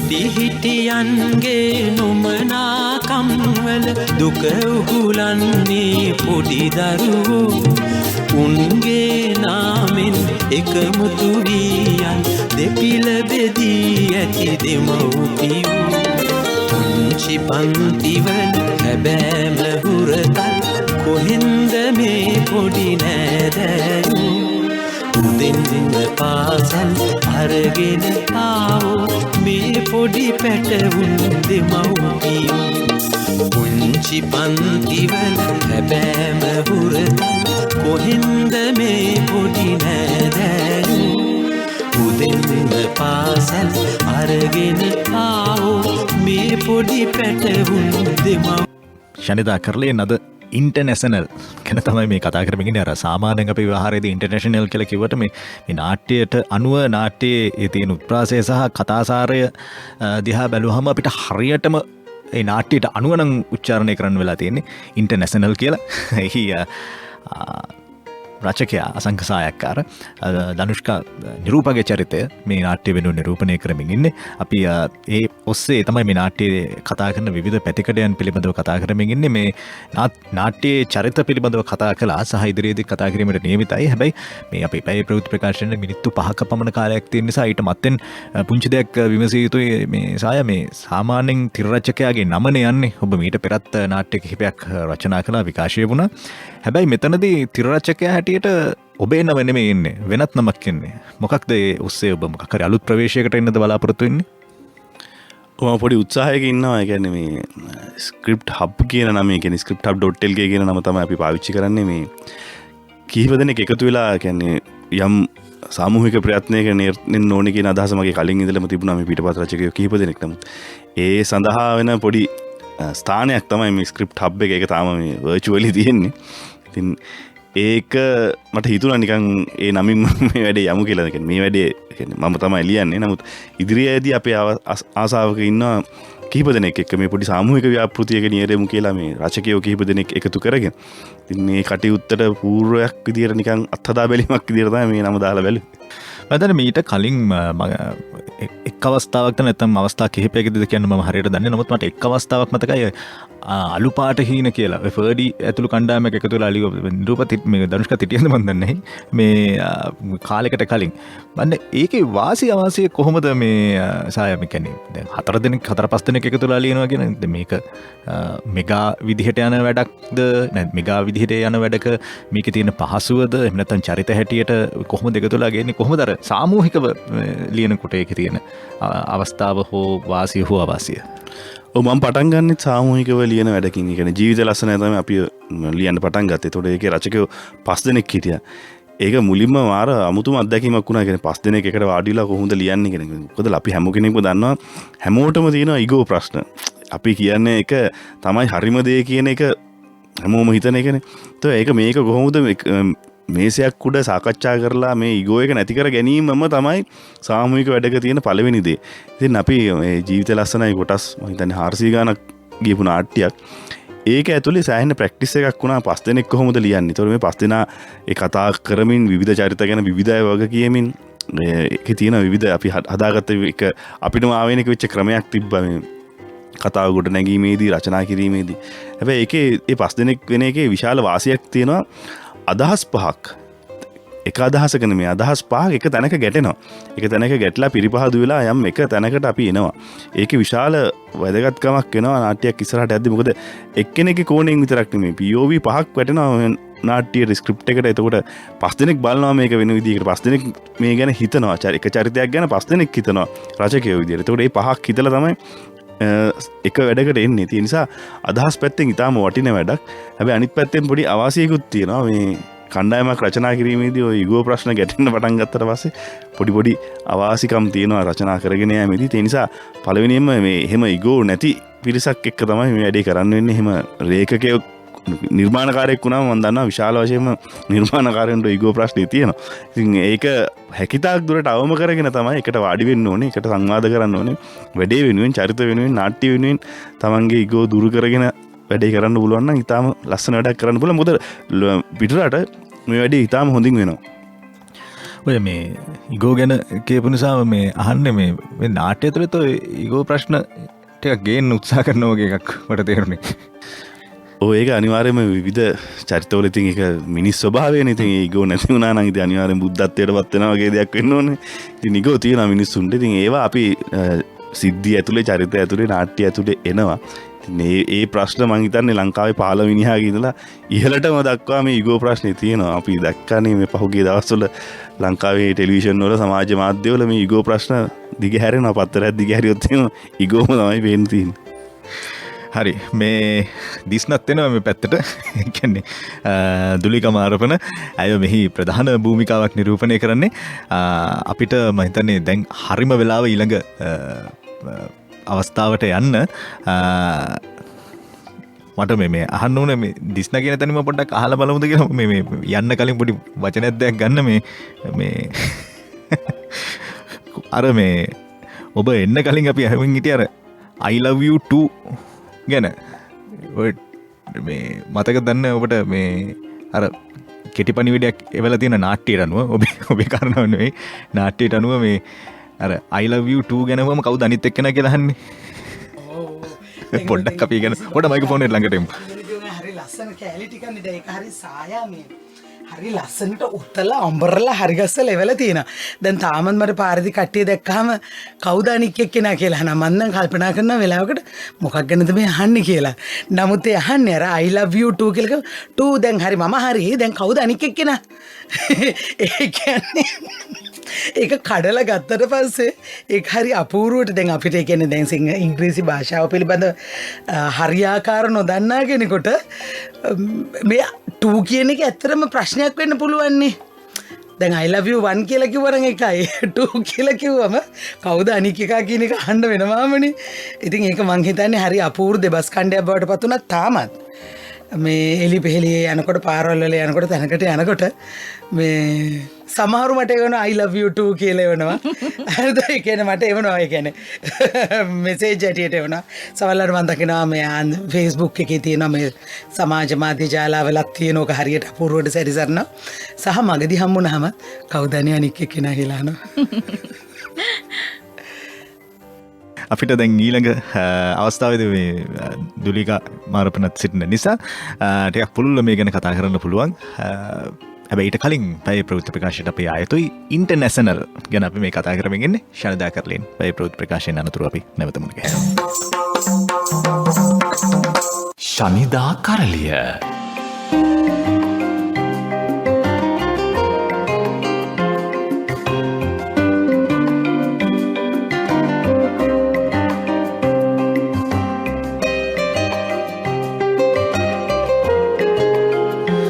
හොඳයි අද අපි ඉන්ටර්නැෂනල් ගැන මේ කතා කරමින් ඉන්නේ. අසංක සායකාර මෙහි රචකයා සුජීව මතක් කළ යුතුයි අධ්‍යක්ෂවරයා හැටියට. හැබැයි සුජීවත් නියෝජනය කරමින් දුලිකක් ඇවිල්ලා නිසා ප්‍රශ්නයක් නැහැ. ඒ වගේම ධනුෂ්කා මෙහි නිරූපක චරිතය නිරූපණය කරමින් ඉන්නේ. අපි චරිත පිළිබඳව යම් දේවල් කතා කරමින් හිටපු නිසාම එක් චරිත පිළිබඳව අපි කතා කරමින් හිටපු නිසාම මේ දිස්න කියන චරිතය පිළිබඳවත් කතා කළ යුතුමයි. මේ චරිතය මේ එක්තරා විදිහකින් ගමකින් කොළඹට ඇවිල්ලා ඊට පස්සේ කොළඹ ජීවිතයට හැඩගැහිලා හැබැයි අර මේ අනෙත් චරිතවලට සාපේක්ෂව යමක් කමක් තියෙන නිසා දන්නේ මේ අර කුහකකම කියන එක ටිකක් අඩු හදවත හරි විවෘතව කනදුණු කරන කෙනෙක් හැටියට තමයි මට පෞද්ගලිකව පෙනුනේ දිස්න කියන චරිතය. දිස්න ගැන දුලීකට මොකද හිතෙන්නේ? මමත් ගමේ ඉඳන් තමයි කොළඹ එන්නේ. මේ නෑ ඇත්තට මේකේ අර තියෙන දේ තියෙන දැන් අර සමහර පුද්ගලයෝ ඉන්න ගමේ ඉඳලා කොළඹට ආවම මං හිතන්නේ සායා ඒක මට වඩා හොඳට සායා දන්නේ නැති සමහරවිට මම අත්දැකීමෙන්ම දන්න දේවල් ටිකක් තියෙනවා. දැන් ඇතම් පිරිස් ඉන්නවා ගම් වල ඉඳලා කොළඹට ආවම කොළඹ තියෙන ඇතම් දේවල් ඔරොත්තු දෙන්නේ. ඒ කියන්නේ මේ දැන් අර ගමේ හැමදේම හරි සීමා සහිතවනේ දේ අපි දකින්නේ අපිට ගනුදෙනු කරන්න සිද්ධ වෙන්නේ. නමුත් අපි කොළඹට ආවට පස්සේ අපිට මහ විශාල ලෝකයක් විවෘත වෙනවා. ඒ ලෝකයේ ඇතුලේ මට අවශ්‍ය කොටස කොයි කොටස මට අනවශ්‍ය කොටස කොයි කොටසද කියලා හුඟක් වෙලාවට මිනිස්සුන්ට තෝරා බේරා ගන්න බැරුව යනවා. ඉතින් එහෙම වුණාම ඇතැම් පිරිස් මේ කියන නාගරික ප්‍රදේශයන් ඇතුලේ මං හිතන්නේ ටිකක් මං මුලා වෙන ස්වභාවයකුත් තියෙනවා. හැබැයි අර දැන් දිස්නා කියන චරිතය දැන් එහෙම ආවට පස්සේ මම දිස්නාගෙත් එක්තරා විදිහට ඒක දකිනවා. ඒ කියන්නේ දිස්තටත් මේ ඔරොත්තු දෙන්නේ නැති දේවල්. ඒ කියන්නේ මේක මට සුදුසුද, මේක මට ගැළපෙනවද, මේක මට ඒ කියන්නේ ග්‍රහණය කරගන්න පුළුවන්ද? ඒ වගේ කාරණා ටිකක් දිස්නගාවක් තියෙනවා. එයාටම අවබෝධ කරගන්න බැරි වෙන. ඉතින් එයාට ග්‍රහණය කරගන්න පුළුවන් වුණා හෝ නොවුණා හෝ එයාට ඕනෑම දෙයක් කරන්න එයාගේ මුදල් තියෙන. ඒ කියන්නේ එයාගේ ස්වාම පුරුෂයාට සල්ලි තියෙනවා. මේ මනුස්සයාට රට අන්ධාරකෙක් වුණාට එයාටත් සල්ලි තියෙනවා. සහ දැන් ඔය වතු පිටි දීපල කියන ඒවා තියෙනවා. දැන් උපතින්ම දිස්නලාට යමක්කමක් තිබිලා තියෙනවා. පහුකාලීනව තමයි දේවල් නැති වෙලා තියෙන්නේ. නමුත් අර අපි හැම වෙලෙම දකින්නවානේ දැන් අර පාරම්පරිකව දේවල් තියෙන මිනිස්සයා සමල්ලාවට කුණු වෙන ප්‍රමාණය, ලෝභ වෙන ප්‍රමාණය ටිකක් අඩුයි. ඒ කියන්නේ එයාට ඒවා පරිහරණය කළ යම් පුරුද්දකුත් තියෙනවා. නැතුව නෙමේ. එක පාටම අලුතින් දේවල් ලැබෙන. ඒ කියන්නේ දැන් මුදලාලි ගත්තොත් දැන් මුදලාට හැමදේම අලුතෙන් අමාරුවෙන් මහන්සියෙන් හොයාගත්ත මිනිස්සෙන් ඊහිඳ කුම්මැහිකම ටිකක් වැඩි. දැන් ඕක අපි මේ සමාජ ස්තරයන් වල දකින්න. දැන් අපි දැන් කියන්නේ මිනිස්සුන්ට පරම්පරාවෙන් සල්ලි තිබේ එම්මිය ඒහිඳ එච්චර ලෝභ මිනිහෙක් නෙමේ, කුහක මිනිහෙක් නෙමේ, පුණු මිනිහෙක් නෙමේ කියලා කියනවනේ. දැන් ඒ ලක්ෂණ ටිකක් ඉතුරු වෙලා තියෙනවා දිස්නගාව. සහ මම දැක්ක දේ තමයි දිස්නාට මේ කොළඹ සුපිරි පැලැන්තියට නෑදෑකම් කියන්නට, ඇසුරු කරන්නට, ඒකත් එක්ක සම්බන්ධ වෙන්නට තියෙන ආසාවත් එක්ක. ඒ කියන්නේ තමන්ට නැති මොකද්දෝ තැනක, තමන්ට නැති ඉහළ පැලැන්තියක, ඒ කියන්නේ තමන්ට මුදල් තිබුණාට තමන්ට අර සමාජයේ අපි ඉඳගෙන කියන්නේ හයි සොසයිටි එකට ළඟා වෙන්නට අවශ්‍ය කරන දේවල් එයා ළඟා කරගන්න උත්සාහ කරනවා. ඒ කියන්නේ මිතුරු ඇසුර හරහා, මේ මුදල් හරහා, ඊට පස්සේ මුදල් තමයි එයා පාවිච්චි කරන්නේ මට දැනෙන විදිහට එතෙන්ට එයා ගමන් කරන්න. ඉතින් ඒක තමයි දිස්නගේ චරිත ස්වභාවය. හැබැයි ඒක ඇතුලේ එයාගේ තියෙන අර හොඳ කෑලි ටික ඉතුරු කරගෙන තමයි එයා එතෙන්ට යන්නේ. ඒකේ සමහර වෙලාවල් වලට මම දකින්න දේ තමයි එයා ඒ සම්බන්ධතාවයන් හරහා, ඒ කියන්නේ මහ විශාල ජාලයක් ගොඩනගාගෙන තමන්ගේ තියෙන මුදල කට්ටියට බෙදමින් හැදෙන්න හදන්නේ. මට උඹලා ගාව නැති ටික මං ගාව තියෙනවා. මංගාව තියෙන ටික ඔයගොල්ලෝ ගාව නැහැ. එහෙමනම් මට ඒකත් එක්ක සමාන්තර වෙන්න නම් මගේ තියෙන ටිකත් එක්ක මම ඒගොල්ලොත් එක්ක සමාන තැනකට එන්න ඕනි කියන තැනට හිතන පොඩි හැබැයි බොහොම පියෝ කැරක්ටර් එකක් ඒක. මෝඩ පහේ වුණාට. අර ඔබ කියපු කාරණාවේ මේ අර විශේෂම කෑල්ල තමයි ඒක ගොඩක් අර ප්‍රායෝගික තලයේදී අපි නොදකින දේ අර හොඳ ටික තියාගෙන ඉතුරු ටික දෙනවා කිව්ව එක. අන්න ඒක ගොඩක් තැන්වලදී ප්‍රායෝගිකව අපි අත්විඳින්නේ නැහැ. හොඳ ටික නැති කරගෙන නරක ටිකම තමයි වර්ධනය කරගෙන ඔය ගමෙන් කොළඹට ඇවිල්ලා ගොඩක් අවස්ථාවලදී. ඕනේ ඒක ඉතාලම පැහැදිලි. දැන් මේ ගමෙන් කොළඹට එන හැමෝම නෙමෙයි අතර මං හිතන්නේ බහුතරයක් දෙනාට සිද්ධ වෙන දෙයක්. දැන් අපි කොළඹ ගත්තත් කොළඹ කියලා කියන්නේ හරීම සුවිශේෂී මාර තැනක් නෙමෙයි. එතන තියෙන්නේ අර තියෙන ඔක්කොම කුහකකම්, ජරා ජීර්ණකම් තියෙන මිනිසුන්ගේ තියෙන යටි කෝටු කට්ට කයිරා ටික වැඩ ටික ඔක්කොම මේකේ මල්ලක් හැටියට තියෙනවා. දැන් මං කියන්නේ අතනින් එනකොට ඒකේ තියෙන අර හොඳ කැලලක් තියාගෙන මේකේ තියෙන Tamanට ඕනකට කැලි ටික අරගත්තා නම් ඇති අනවශ්‍ය කැලි ටික ජීවිතේට ඇඳගන්නේ නැතුව.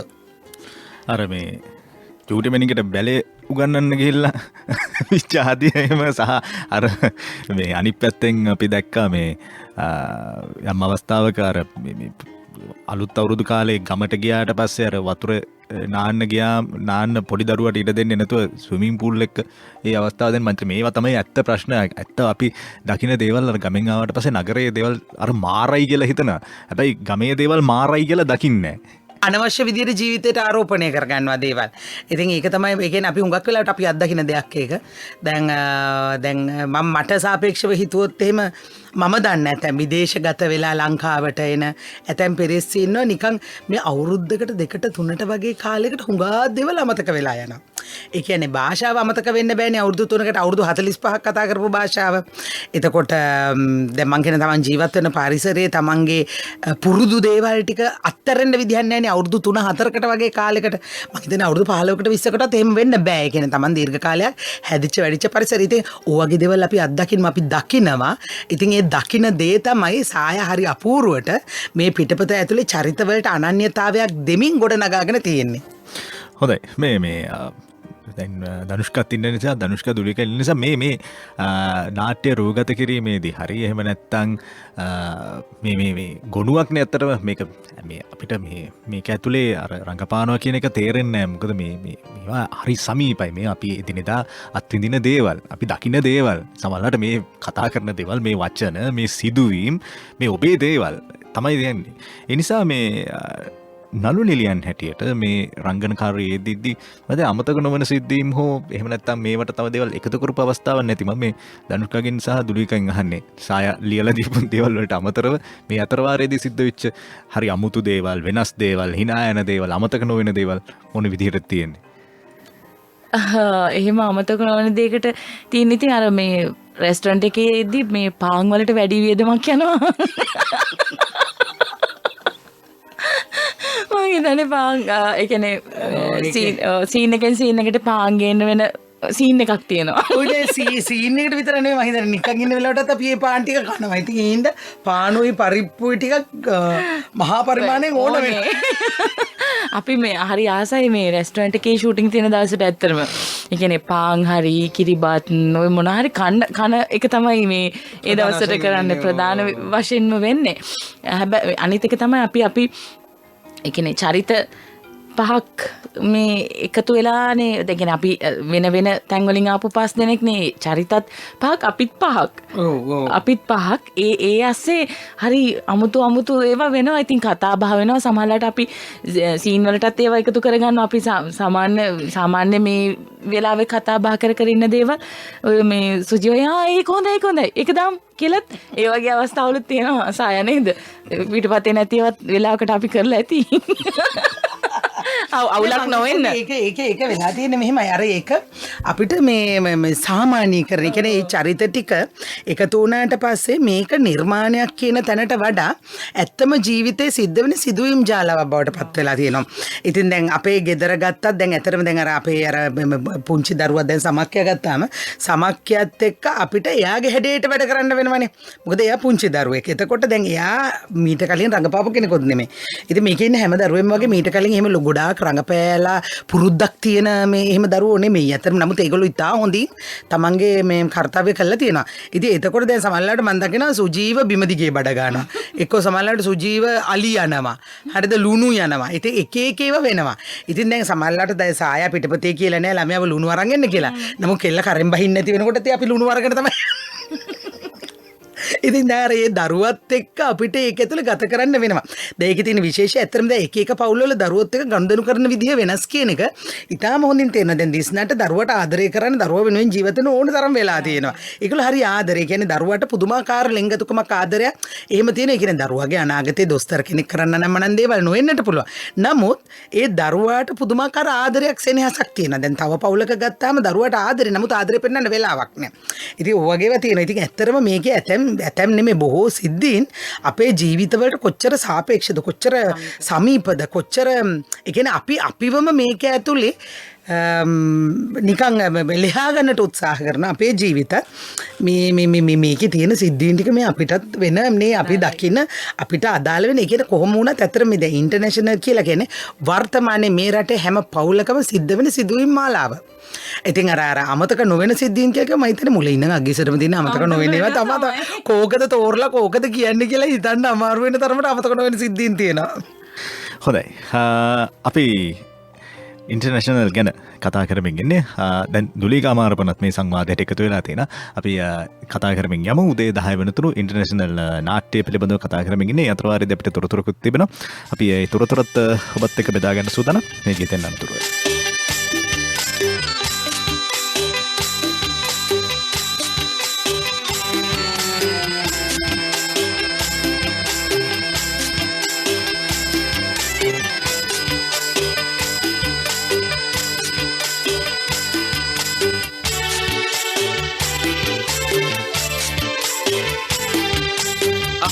පොළොව වටපිටාව හරිම හිස් තැනක් ගහක් කොළක් දියක් නොමැති කාන්තාරයක් ඇදී එන්න ඒ මොහොතේ හඬා වැටෙන හද මඩලට උඹයි මමයි ඉන්නා තැන කොයිද තනිකම නැහැනේ තනිකම අහස පොළොව වට පිටාව හරිම හිස් තැනක් ගහක් කොල්ලක් දියක් නොමැති කාන්තාරයක් ඇදී එන්න ඒ මොහොතේ හඬා වැටෙන හද මඩලට ඔබයි මමයි ඉන්නා තැන කොයිද තනිකම නැහැනේ තනිකම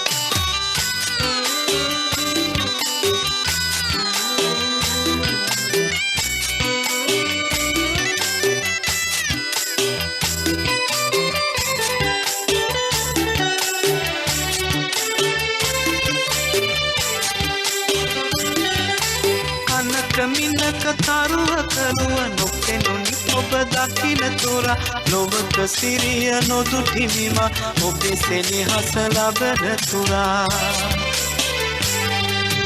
අහස පොළොව වට පිටාව හරිම හිස් තැනක් ගහක් කොළක් දියක් නොමැති කාන්තාරයක් ඇදී එන්න ඒ මොහොතේ හඬා වැටෙන හද මඩලට ඔබයි මමයි ඉන්නා තැන කොයිද තනිකමක් නැහැනේ තනිකමක්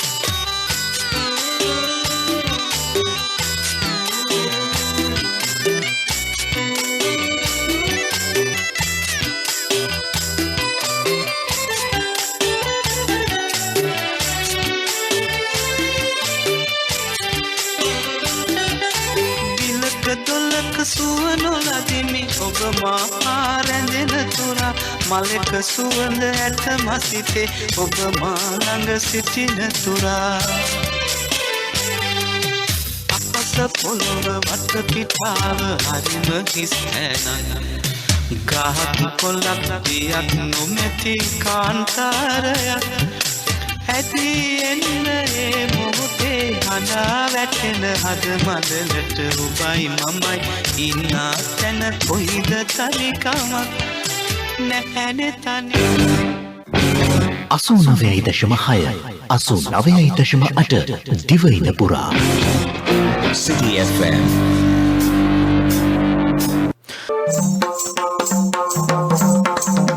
ශනිදා කරලිය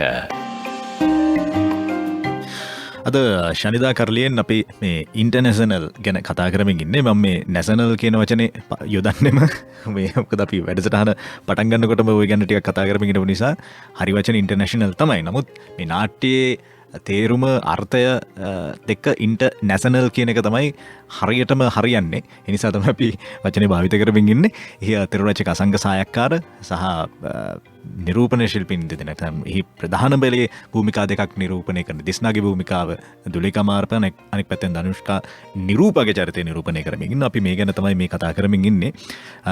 සාය ගොඩක් වෙලාවකින් කතා කරපු නැති නිසා සායව පොඩ්ඩක් කැදවන්න කියලා හිතුවේ. අනෙක් දෙදෙනාටත් මේකට හවුල් වෙමේ අවස්ථාව තියෙනවා. මොකද මේ අපි ගැන තමයි අපේ එදිනදා ජීවිතයේදී අපිට මුණ ගැහෙන චරිත ගැන තමයි අපි මේ කතා කරමින් ඉන්නේ. මෙතනදී අපි ගත්තොත් දැන් අපි නිරූප ගැන කතා කරා, දිස්න ගැන යම් පමණකට කතා කරා. හැබැයි ඔතන තවත් එක්තරා විදිහක මේ දෙමව්පියන්ගේ තියෙන යම් යම් අඩුලුහුඩුකම් වැරදි සහගත තත්වයන් නිසා දරුවන් පීඩා විඳින අවස්ථා නිරූපණය කරනවා. එක පැත්තෙන් අර චාරුණීගේ පැත්ත, අනෙක් පැත්තෙන් රොෂාගේ පවුල් ජීවිතයත් එක්ක තියෙන අර්බුදය. මේ නිසා අවසානයේදී මේ ගැටුම් සහගත තත්ත්වයන් නිසා දරුව තමයි සෑහෙන අසරණ තත්වයට පත් වෙන්නේ. මම හිතන්නේ මේ තුන් දෙනාටම මේකට හවුල් වෙලා උත්තර දෙන්න පුළුවන් වේවි. මේ චරිත ඇත්තට මේ අපි මේ අවසානයේදී මේ දෙමව්පියන්ගේ අරගල නිසා නැත්නම් දෙමව්පියන්ගේ බලාපොරොත්තු ඉෂ්ට කරන්න දරුවන් ඉත්තන් බවට පත්වීම නිසා එක තැනකදී මම දකිනවා මේ අර ගෙවින් තමන්ගේ දරුවට කියනවා මේ චෙස් ක්‍රීඩා කරන්න කියලා. චෙස් නේද? චෙස් ක්‍රීඩා නමුත් දරුවා කැමති නැහැ චෙස් ක්‍රීඩා කරන්න. දරුවා කැමති ඊට වඩා වෙන දෙයකට යන්න. නමුත් එතනදී ඇති වෙන ගැටීම ඔය ආදි වශයෙන් යම් අවස්ථාවන් අපි දකිනවා. මෙන්න මේ දේවල් නාට්‍යයට ගෙනීමේදී සහ ඒවා නිරූපණය කිරීමේදී ඇතිවන තත්ත්වයන් ගැන සාය දුලීකා සහ ධනුෂ්කා ඔම පටන් ගන්න මං පටන් ගැනීමේදී කලින් මතුවෙච්ච කාරණයකට පොඩි ගුණ පූර්ණයක් එකතු කරලා ඉන්නම්. දැන් අපි ගත්තොත් එහෙම මේකේ ජයදේවගේ චරිතය සහ දිස්නාගේ චරිතය ෆැමිලි එක. දැන් අපි ඒකදී කතා වුණා දැන් ධනවත් වීම සහ ධන ප්‍රතිවීම කියන්නේ දෙකක්. ධනවත් වීම කියන්නේ සල්ලි ගොඩ ගහ ගැනීම පමණින් ධනේශ්වර සංස්කෘතියත් වෙන්නේ නැහැ. ධනේශ්වර සංස්කෘතිය ධනපතියා කියන කෙනා ඇතුලේ වෙන කැලලක් තියෙනවා ධනේශ්වර සංස්කෘතිය. ඒතකොට ධනේශ්වර සංස්කෘතියේ දේවල් ඒ සංස්කෘතික දේවල් අත්පත් කර ගැනීමට සංස්කෘතිය අත්පත් කර ගැනීමට යාම ඇතුලේ වෙන ප්‍රශ්න ටිකක් තියෙනවා. ඒ කියන්නේ මධ්‍යම ප්‍රාන්තිය තවත් පන්තියක් ඉහළ පන්තියක තියෙන සංස්කෘතියක් අත්පත් කර ගැනීම යාමේදී වෙන සංස්කෘතික ප්‍රශ්න ගොඩක් තියෙනවා. ඒ ප්‍රශ්න ගොඩේ එක කැලලක් තමයි ඉංග්‍රීසි. දැන් බැලේ ගත්තත් එහෙම බැලේ කියන්නේ එක විදියක වෙන සංස්කෘතික කැලලක්. ඒතකොට මේ බැලේ නටන එහෙම නැත්නම් හවසට ස්විමින් පූල් යන ඔය විදිය වෙන සංස්කෘතිකාංග ගණනාවක් තියෙනවා. එක්තරා පන්තියකට සීමා වෙච්ච එක්තරා පන්තියක් විසින් නඩත්තු කරනවා. එතකොට මේ සංස්කෘතියේ දේවල් පහළ පන්තියකින් මධ්‍යම පන්තිය හෝ ඊටත් යටින් තියෙන පන්තියකින් අත්පත් කරගන්න යනකොට යම්කිසි හිඩසක් එක්ක යම්කිසි වෙනසක් එක්ක යම්කිසි පරාරෝපණයක් එක්ක තමයි දේවල් සිද්ධ වෙන්නේ. ඒ ඇතුලේ තියෙනවා මහා උත්ප්‍රාසයක්. ඒක තමයි අපි මේ චරිතාස්සට ගේන්න හදන්නේ. ඉතින් ඔබ මතු කරපු කාරණේ මේ ළමයින්ටත් වෙන කාරණේදී කියන්න ඕන දෙයක් මේ කිසිම අම්මා කෙනෙක් කිසිම තාත්තා කෙනෙක් දරුවන්ට ආදරේ නැතුව නෙමෙයි. සියලු දෙනා දරුවන්ට ආදරේ. එතකොට ඒවා සිද්ධ වෙන්නේ තම තමන්ගේ කෝණයන් ඇතුලේ තම තමන්ගේ ජීවිත ඇතුලේ. දැන් දිස්නාට සහ ජයදේවට වෙලාව තියෙනවා තමන්ගේ දරුවත් එක්ක ඉන්න. විශේෂයෙන්ම දිස්නාට. අනිත් පැත්තේ නිරූපට ඒ තරම් දුරකට වෙලාවක් නැහැ දරුවොත් එක්ක ඉන්න. චාරුණීට කොහෙත්ම වෙලාවක් නැහැ. ඒතර මේ තමන් විසින් හදාගත්ත අවිවේකී ජීවිතය ඇතුලේ දරුව මිස් වෙන දේවල් තියෙනවා. හැබැයි උන්ට අනිත් පැත්තෙන් ගත්තොත් එහෙම චාරුණීට දිස්නට හොඳටම සල්ලි තියෙනවා. හැබැයි මේ කොයි හැම පවුලක් ගත්තම මේ පවුල්වල විවිධ සල්ලි තියෙන අයට වෙන ප්‍රශ්න තියෙනවා. ඒක තැනකදී චාරුණී සහ ධනුෂ්ක අතර දවසකදී ධනුෂ්ක කියන චාරුණීට ප්‍රශ්නයක් නැහැ. කාර් එකක් තියෙනවා, ගෙයක් තියෙනවා, ඔයාලට ප්‍රශ්නයක් නැහැ නේද කියලා. ඒකට චාරුණී අහනවා කාර් තියෙන, ගෙවල් තියෙන කාර් එකක් ගෙයක් තිබ්බට පළියට මේ ඒගොල්ලොන්ට වෙන ප්‍රශ්න නැද්ද කියන එක. මම හිතන්නේ ඒක තමයි ප්‍රශ්නේ තියෙන්නේ. මේ ප්‍රශ්න කියන්නේ විවිධයි. අපි හිතුව අපිටත් හැමතිස්සෙම හිතන දෙයක් නේ සල්ලි තිබ්බනම් මේ ප්‍රශ්නේ නැහැ කියලා. නමුත් සල්ලිකාරයන්ට තියෙන ප්‍රශ්න අපිට අවබෝධයක් නැහැ. ඉතින් ඒක තමයි මේ ඒ සියල්ල මැද අන්තිම ගොදුර බවට පත් වෙන්නේ මේ පහළ ස්තරයේ ඉන්න ළමයි ටික. ඒ වුන් කිසි කෙනෙක් දෙමාපියන්ගේ දේවල් වලට වන්දි ගෙවන්න අවශ්‍ය නැහැ නේ. ඇත්ත ළමෙක් කියන්නේ. දැන් දරුවාගේ පිටින් තමයි මේ සියල්ල එන්නේ. ඒතර මේ දරුවෝ තමයි නැවතත් එකතු වෙලා තියෙන්නේ, චේන් එක වෙලා තියෙන්නේ, හුක් එක වෙලා තියෙන්නේ ඉන්ටර්නැෂනල් එකට. ඒතකොට පාසල් අධ්‍යාපනය තමයි මොවුන් එකතු කරන තැන වෙන්නේ. ඒතකොට මේ අර උඩ ඉඳලා ගලාගෙන යන දේවල් පහත් වෙනින් යයි ගලා ජලයේ බවට පත් වෙන්නේ දරුවෝ ටික. ඔන්න අවස්ථාව. නෑ ඒකත් එක්ක තවත් තියෙන දෙයක් නිකන් සාය දැන් අර අපි මේ සමාජයේ අපි හැම දැන් සායා කියන පැත්තේ තව යටිතලයේ කතා කරන දැන් Tamanට කරගන්න බැරි වෙච්ච දේවල් දරුවෝ ලව්ව කරන්න උත්සාහ කරන සමාජයක් නෙමේ මේක. කියන්නේ අම්මට තාත්තට ඇචීව් කරගන්න බැරි වෙච්ච දේවල්. ඒ කියන්නේ මට බැරි වුණා දැන් මට දොස්තර කෙනෙක් වෙන්න බැරි. මට විශ්වවිද්‍යාලයට යන්න බැරි වුණා. උඹ දොස්තර කෙනෙක් වෙන්න ඕනේ. ඒ හින්දා තමයි අපි උඹට උගන්වන්නේ. උඹට ඉංග්‍රීසි උගන්වන්නේ අපි ඒකයි. අපිට ඉංග්‍රීසි කතා කරගන්න බෑ. ඒ හින්දා අපි අපහසුවට පත් වෙලා තියෙනවා. උඹ ඉංග්‍රීසි කතා කරන්න ඕන. ඒ කියන්නේ ඒ අර Tamanට තමන්ගේ වපසරිය ඇතුලේ කරන්න බැරි දේවල් තමයි මේ හැමෝම ඇචීව් කරන්න උත්සාහ කරන්නේ. ඉතින් මේ සමාජය දැන් ඔය මම ගොඩක් කලකට පාසල් වලට යනකොට එහෙම දකින්න දෙයක් තමයි දරුවාගේ හැකියාව හෝ දක්ෂතාවය හෝ තියෙන තැන නෙමෙයි දෙමව්පියෝ දරුවන්ව ප්ලේස් කරන්න උත්සාහ කරන්නේ හැම වෙලාවෙම. ඒ දරුවා අකමැතිම විෂයක් එක්ක අකමැතිම තැනක් එක්ක තමයි හැම වෙලෙම ළමයාව ප්ලේස් කරන්නේ. ඉතින් ඒක හරි ඛේද වාචකයක්. ඒත් අපි හැමදාම ගියාම කට කැඩෙනකන් කියන්නේ දරුවාගේ හැකියාව අවබෝධ කරගන්න, දක්ෂතාවය අවබෝධ කරගන්න, ඔහුගේ රුචි අරුචිකම් අවබෝධ කරගන්න. මොකද දරුවා කියන්නේ දරුවා ළමා මනස මෝරන්න කලින් ළමා මනසට අනවශ්‍ය දේවල් පිරෙන්න පටන් ගත්තට පස්සේ ළමා ළමයාගේ ජීවිතේ ළමයාට අහිමි වෙලා යන තත්ත්වයක් තියෙනවා. ඉතින් ඕක මේක ඇතුලේ කතා කරන මේක හරි සාකස්ටික් විදියට කතා කරන්නේ. ඉතින් ඒකයි මම ඉතින් කරන්නේ ඉන්ටර්නැෂනල් සාය හරි අපූර්වට ගොතලා තියෙන්නේ. ඉන්ටර්නැෂනල් කියලා කියන්නේ ඔබේත් මගේත් මේ සමාජ ස්තරයේ විවිධ පවුල් වල මේ තියෙන හැලහැප්පීම් ටික තමයි මේ අපි මේ අපේ පන්තිය තමයි මේ නියෝජනය වෙන්නේ නිරන්තරයෙන්ම.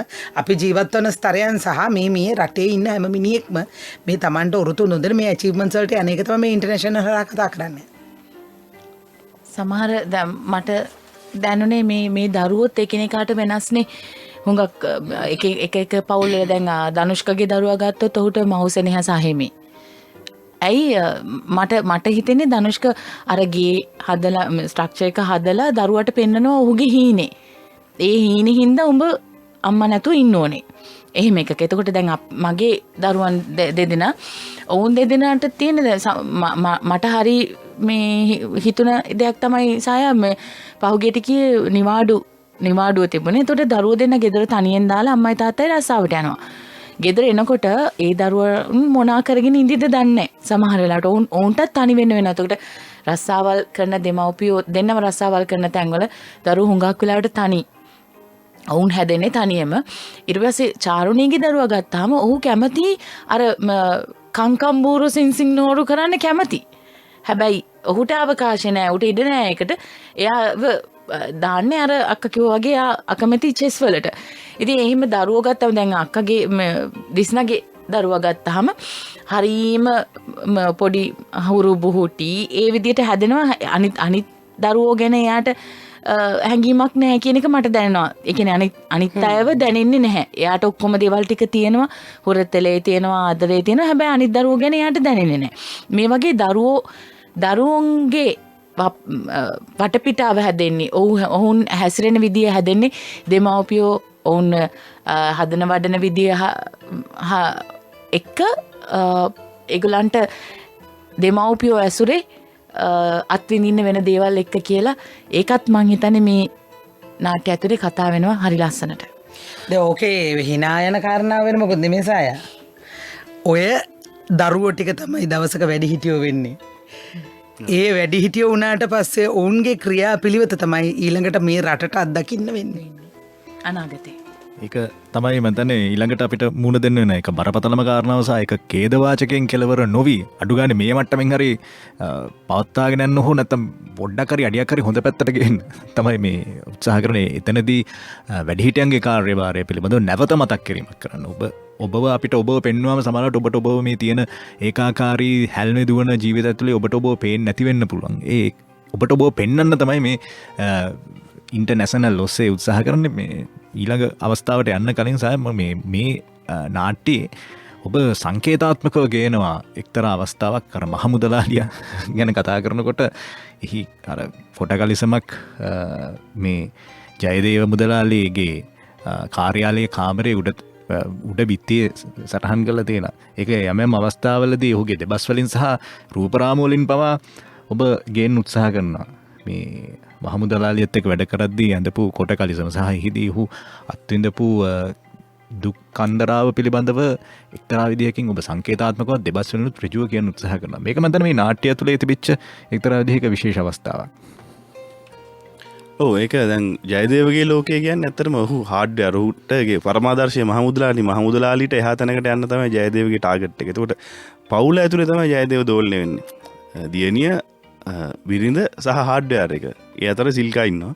ඒතකොට ජයදේව මේ මහමුදලාලි හැමතිස්සෙම පරමාදර්ශය කොට ගන්නේ මහමුදලාලි. මහමුදලාලි කොහොමද මේ ප්‍රශ්නෙට උත්තර හොයන්නේ? දැන් මේ වෙලාවේ ප්‍රශ්නික ඉන්නවා සිංගප්පූරු යවනවද නැද්ද කියන එකට. ඒක වෙලාවේ ජයදේව අහනවා මේ මහමුදලාලිව මට වලෙන් නැගිටලා හරි මේකට උත්තරයක් හොයාගන්න තිබුණා නම් වගේ දේවල් ඔහුට එනවා. ගොඩක් දේවල් ඔහු පූර්වාදර්ශය කරගන්න මේ මහමුදලාලි. අනිත් පැත්තෙන් එක වෙලාවක හොඳම දරුවගේ අධ්‍යාපනය සම්බන්ධ කතා කරපු වෙලාවක දිස්නා සහ ජයදේවගේ දෙබසක කියවෙනවා ජයදේව බලාපොරොත්තු වෙන්නේ කවදා හරි චූටි මැණිකේව ලංකාවේ ලොකුම හાર્ඩ්වෙයාර් එක කරන කෙනා බවට පත් කරන්න. ඉතින් ඔහුගේ ටාගට් එක ඔහුගේ ලෝකේ යන්නේ හાર્ඩ්වෙයාර් ඇතුළේම තමයි. මේ ලංකාවේ ලොකුම හાર્ඩ්වෙයාර් එක කරවන්න තමයි මේ එයාගේ ටාගට් එක. ඒක දිස්නා අහනවා මේ මම මෙච්චර ඉන්ටර්නැෂනල් දාලා ස්විමින් පූල් පන්තියවලා මේ බැලේ උගන්නන්නේ මේ හાર્ඩ්වෙයාර් එක මේව කරන්නද කියලා. ඔහු සීමා වෙච්ච ලෝකේ තමයි මේක. ඒතර ඔහු තාම උත්සාහයෙන් දියුණු වෙච්ච කෙනෙක්. අර කොට කලිසමත් එක්ක පෙන්වන්නේ මේ කතන්දරේ. කොට කලිසමත් නී කලිසම පැච් අතේ කලිසම ඇඳගෙන කොළඹ ආපු ජයදේව තමයි මේ මෙතෙන්ටපත් වෙලා තියෙන්නේ. නමුත් ඒ උත්සාහය ඇතුලේ දිනා ගන්න ලෝකේ පුළුල් වෙන්නේ නැහැ. ඒක යන්නේ අර හાર્ඩ්වෙයාර් එක ඇතුලේ. හැබැයි අනිත් පැත්තෙන් ඔහු තාම ප්‍රැක්ටිකල් මිනිහෙක්. පොළොවේ පය ගහලා ඉන්න එකම චරිතයක් බවට පත් වෙච්ච මිනිහෙක්. කියන්නේ මේ ඔහු දන්නවා ඔහුට පේනවා දේවල් සමහර දේවල් මේ ඇතුලේ තියෙන ව්‍යාජය ඔහු හඳුනනවා. මතර මේ අවසානයේදී පෙන්නන්නෙත් ඒ වැඩිහිටියන්ගේ හැසිරෙන ස්වභාවය. අපි ගත්තොත් ජයදේව හරි රොෂා හරි ඔහුගේ පවුල හරි ගෙවින් චාරුණී එතකොට නිරූපා ඔය ආදි වශයෙන් ගත්තාම මේ සියලු දෙනා ගැසිරෙන ආකාරයන් එක්ක අවසානයේදී මට හිතෙනවා ඔබ ප්‍රශ්න කරන්නේ ලංකාවේ අධ්‍යාපනයම තමයි කියලා. කියන්නේ ඔවුන්ගේ කාලේදී ඔවුන් දරුවන් කාලේ හෝ ඔවුන්ට හරි මඟ පෙන්වීමක් වැඩිහිටියන්ගෙන් හරි එහෙම නැත්නම් පාසල පැත්තෙන් හරි තිබ්බනම් ඔවුන් හැසිරෙන්නේ මේ විදිහටද කියන එක පිළිබඳව අනික් පැත්තෙන් ඔබ ප්‍රශ්න කරනවා විය හැකි. එහෙමද? ඔව් ප්‍රශ්න කරනවටත් වඩා මම කියන්නේ මේ தත්ත්වය අර ඉස්සෙල්ලාම අපිට දැන් ලංකාවේ තියෙන ලොකුම කේස් එකක් නේ. අපි ඉන්නේ අර්බුදයක කියලා අපිට තේරෙන්නේ නැති. ලංකාවේ සාතිශය බහුතරයකට තේරෙන්නේ අපි අප්සෙට් එකකින් ඉන්නවා කියලා. ගිනි ගොඩ ඇතුලේ ආතල්ලක ඉන්නවා අපිට අපි යට ඉන්නේ ගිනි ගොඩක කියලා තේරෙන්නේ. ඉතින් මම මගේ නිර්මාණවල කරන්න හදන පළවෙනිම දේ තමයි මට උපදෙස් දෙන්න ඕනේ නෑ මේක මෙහෙම හදපල්ලා කියලා කියන්න ඕනේ නෑ. පළවෙනිම දේ මං කියන්නේ මේ වෙලාවේ මුන්ට ඇස්සරලා පෙන්වන්න ඕනේ තොපි ඉන්නේ අර්බුදයක කියලා. ඒ අර්බුදේ පෙන්වන එක තමයි මම මගේ නිර්මාණය තුළ කරන්න උත්සාහ කරන්නේ. ඉතින් ඒක තේරුම් ගත්තොත් ඊට පස්සේනේ තියා මම වලේ ඉන්නවා කියලා තේරුම් ගත්තොත් නේ වලෙන් ගොඩට එන්න ඕනේ කියන අදහස හරියන්නේ. ඉතින් වලේ තමන් වලේක නෙමෙයි ඉන්නේ කියලා හිතාගෙන ඉන්න එකට උට ගොඩට එන්න අදහසක් නැහැ. ඇස් චැනල ටොකු ඇනලා බලාත්කාරයෙන් පීයක් බෙල්ලට තියලා කියන්න ඕනේ තෝ ඉන්නේ වලක කියලා. අර්බුදය අඳුනගත්තත් සාය සමහරවිට මට දැන් සාය කලින් කිව්වා මුදලාලි මේ උත්තර හොයන්නේ මහා මුදලාලිගෙන්. ඒ කියන්නේ අපි උත්තර හොයන්නේ අපිට කලින් පරම්පරාවෙන්. එතකොට ඒ අත්දැකීම් වල හින්දා තමයි තාම අපි අර්බුදේ ඉන්නේ. අලුතෙන් හිතන්න ඕනේ, අලුතෙන් දෙයක් කරන්න ඕනේ කියන එක තාම දැනෙලා නැහැ. අර්බුදය අඳුනගත්ත අයට වෙලා තියෙන ඒක මං හිතන්නේ සාය. තාම එතන ඒ අර්බුදය ASCIIම ඉන්න හේතුව ඒකයි කියලාත් හිතෙනවා. හොඳයි හොඳ තැනකට මේ අපි රැගෙනාවේ අපි එතනින් ඊළඟ අවස්ථාව ආරම්භ කරමු. අද ඉන්ටර්නැෂනල් ගැන මේ කතා කරමින් ඉන්නේ දොලේකා මාරපන ධනුෂ්කා සමග අසංග සායක්කාර එක්ක අපි උදේ 10 වෙනි තුනුෂ්‍යනදා කරලේ.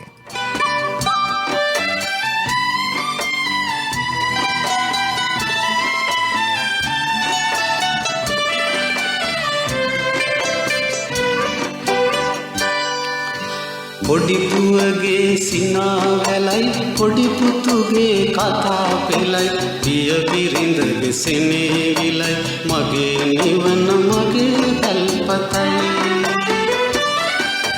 පොඩිපුවගේ සිනාවැලයි පොඩිපුතුගේ කතා පෙළයි පිය බිරිඳගේ සෙනෙවිලයි මගේ නිවන මගේ පැල්පතයි.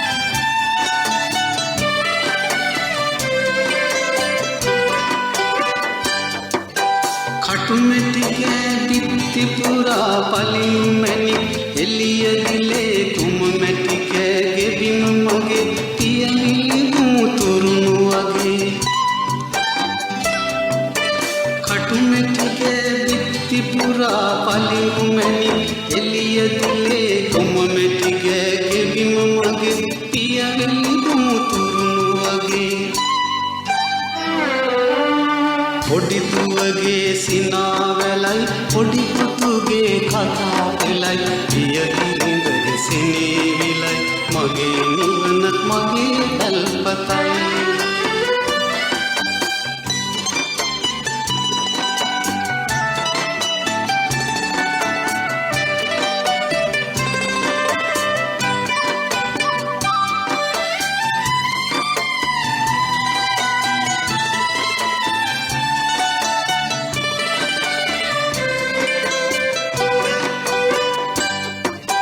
ලබන නම් දුක් පීඩා කුඩු වුණොත් පුංචි පැලේ අඹදරුවන් අතරතුරේ මට නින්නැති සුවය දැනේ.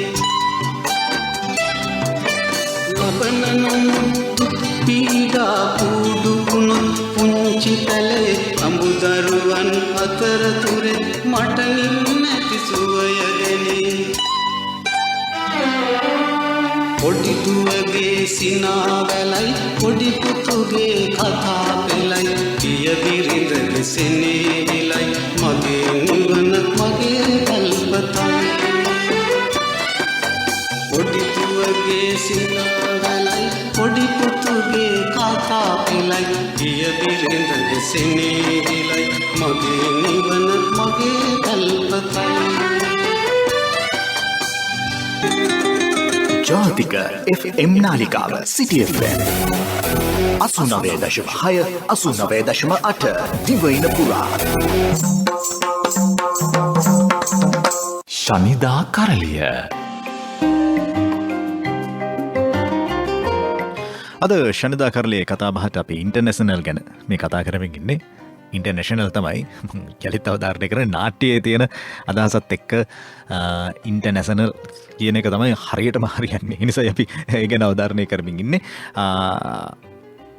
අසංග සායක්කාර ඒ වගේම දුලේකා මාරපන එක්ක අපි මේ කතා බහින්නේ ධනුෂ්කා මතන වැඩ රාජකාරි ගොඩක් එක්ක අපේ මේ වැඩසටහන සම්බන්ධ වුණා. නමුත් අවසාන පැය භාගෙදී අපිට අයට සමුදෙන්න සිද්ධ වුණා. මේ වෙනකොට මන්තනේ දුලිකක්කට පුළුවන් සුජීවගේ පැත්තෙනුත් යමක් කියන්න. අධ්‍යක්ෂවරයාගේ පැත්තෙනුත් මේ නාට්‍ය මන්තන සෑහෙන කාලෙකින් අපි සුජීවගේ අධ්‍යක්ෂණයක් දැක්කේ. සහ ඔහුත් මේ ටෙලියකින්ව දැක්කේ ගොඩක් කාලෙකින්. ඒක නිසා මේ දැන් ඔබ දෙදෙනාගේ මේ එකාසුවත් එක්ක මේ වෙන නාට්‍ය ගැන මොකක්ද ඔබේ අදහස? දැන් මුලින්ම ඇත්තටම කියන්න ඕනේ කාරණාව තමයි අපිට දැන් සුජීව ලෝරන්ස්ගේ මනමාලි කරා සුපර්ණා සිනමා පටය කරා ඊළඟට අපිට ටෙලි නාට්‍යයක් කරනවා කියන තැනක අපි හිටියේ නැහැ. එතකොට නමුත් එක්තරා අවස්ථාවක අපිට ටෙලි නාට්‍යයක් කළ හැකි අවස්ථාවක් ආවා. ඒ අවස්ථාවේදී ඇත්තටම මේ සුජීව කෙලිම සායක්කාර එක්ක කතා කරන්න ඕනේ කියන එකත් එක්ක සායත් එක්ක කතා කරා. ඒකට සායත් එක්ක කතා කරනකොට සායා එයාගේ මම හිතන්නේ අපේ සිනොප්සිස් 4ක් විතර වගේ අපි දිග ඇරියා මේසේ උඩ. දිග ඇරලා ඒක එකින් එක කතා කරගෙන යනකොට ඒකේ තිබිච්ච ඇත්තටම බරපතලම පිටපත තමයි ඉන්ටර්නැෂනල්. ඒ කියන්නේ ඉන්ටර්නැෂනල් නමින් ඒ වෙලාවේ අපි ඒක සාකච්ඡා කරේ.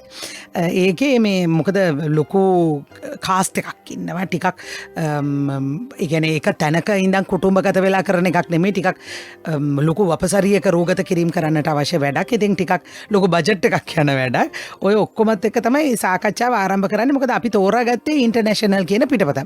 ඒතකොට තෝරාගත්තට පස්සේ ඒකත් එක්ක කතා කරනකොට ඒක මොන විදිහටද දිගෑරෙන්නේ කියලා ඇත්තටම අපි හිතපු දේ තමයි ඒක තමයි මේ අවස්ථාවට මේ වෙලාවට මේ රටට උචිතම නිර්මාණය. සහ අපිට ඕන වෙලා තිබුණා වෙනස්ම නිර්මාණයක් කරන්න. මොකද හැමෝම මේ වෙලාවේ ප්‍රේම වෘත්තාන්තත් එක්ක ඒ කියන්නේ කවුරු හරි එක නිර්මාණයක් කරොත් ඒකේ එල්ලිලා ඊට පස්සේ channel 7-8ම ඒ විදිහේ නිර්මාණ කරන රටක් නෙමේක. අර බඩේරිඟු තියාගෙන එක ගෑණියෙක් බඩේරිඟු මුට්ටියක් තියාගෙන ගිනි ගහලා බඩේරිඟු තම්මන්න ගත්තොත් එහෙම ඒ පාරේ 10ක් විතර යනකම් ඊට පස්සේ බඩේරිඟු විතරයි කන්න හම්බ වෙන්නේ. ඉතින් මිනිසුන්ට බඩේරිඟු එපා වෙනවා. ඒ කියන්නේ උණු කෑවත් කොහොම කෑවත් දකින්න තියෙන බඩේරිඟු විතරයි විවිධත්වයක් නෑ. ඉතින් ඔය විවිධත්වය අපිට අවශ්‍ය වුණා මේ නිර්මාණ ඇතුලේ. ඒ හින්දා තමයි මේ ඉන්ටර්නැෂනල් කියන පිටපත අපි තෝරාගන්නේ. එතකොට දැන් ඉන්ටර්නැෂනල් එක දැන් ඉන්ටර්නැෂනල් මේ වෙද්දි ඉන්ටර්නැෂනල් මම විශ්වාස කරනවා දැන් හෙට අනිද්ද වෙනකොට තව තැන්වල පැටව ගහලා ඉඳී. හැබැයි අපි මේ වෙනකොට කතා කරලා ඉවරයි. ඒක ඇතුළ කතා කරන්න ඕනේ හැමදේම සායා ලියලා සුජීව නිර්මාණය කරලා කතා කරලා ඉවරයි. ඕක තමයි තියෙන විශේෂය. ඉතින් ඒකෙදි මේ අපිට හිතුණා දැන් මේකේ යම් බාරදූරකමක් තිබුණා. අපි බලාපොරොත්තු නොවුන විදිහට රට ඇතුලේ කොරෝනා ව්‍යාප්තිය වැඩි වෙන්න පටන් ගත්තා. ඊට පස්සේ අපිට අපි හිතපු ලොකු වපසරියක රෝගත කිරීම කරන්න අපිට තිබිච්ච ඉඩ අපිට ඇහිරෙන්න ගත්තා.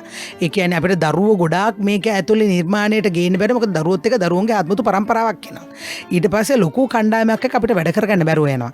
ඉතින් නමුත් ඒ මොන අර්බුදයේ තිබුණත් අපිට පුළුවන් උපරිම මේ ඉන්ටර්නැෂනල් එකේ ඇතුලේ නිර්මාණ කර්තව්‍ය කරගෙන ඒක සාර්ථක කරගත්තා. මම හිතන්නේ මේ වර්තමානයේ වෙනකොට නිර්මාණ පැත්තෙන් ගත්තාම මම හිතන්නේ දෙවනි තැනට විතර මේ රටේ සියලුම දෙනා නරඹන නිර්මාණය බවට පත් වෙලා තියෙනවා ඉන්ටර්නැෂනල්.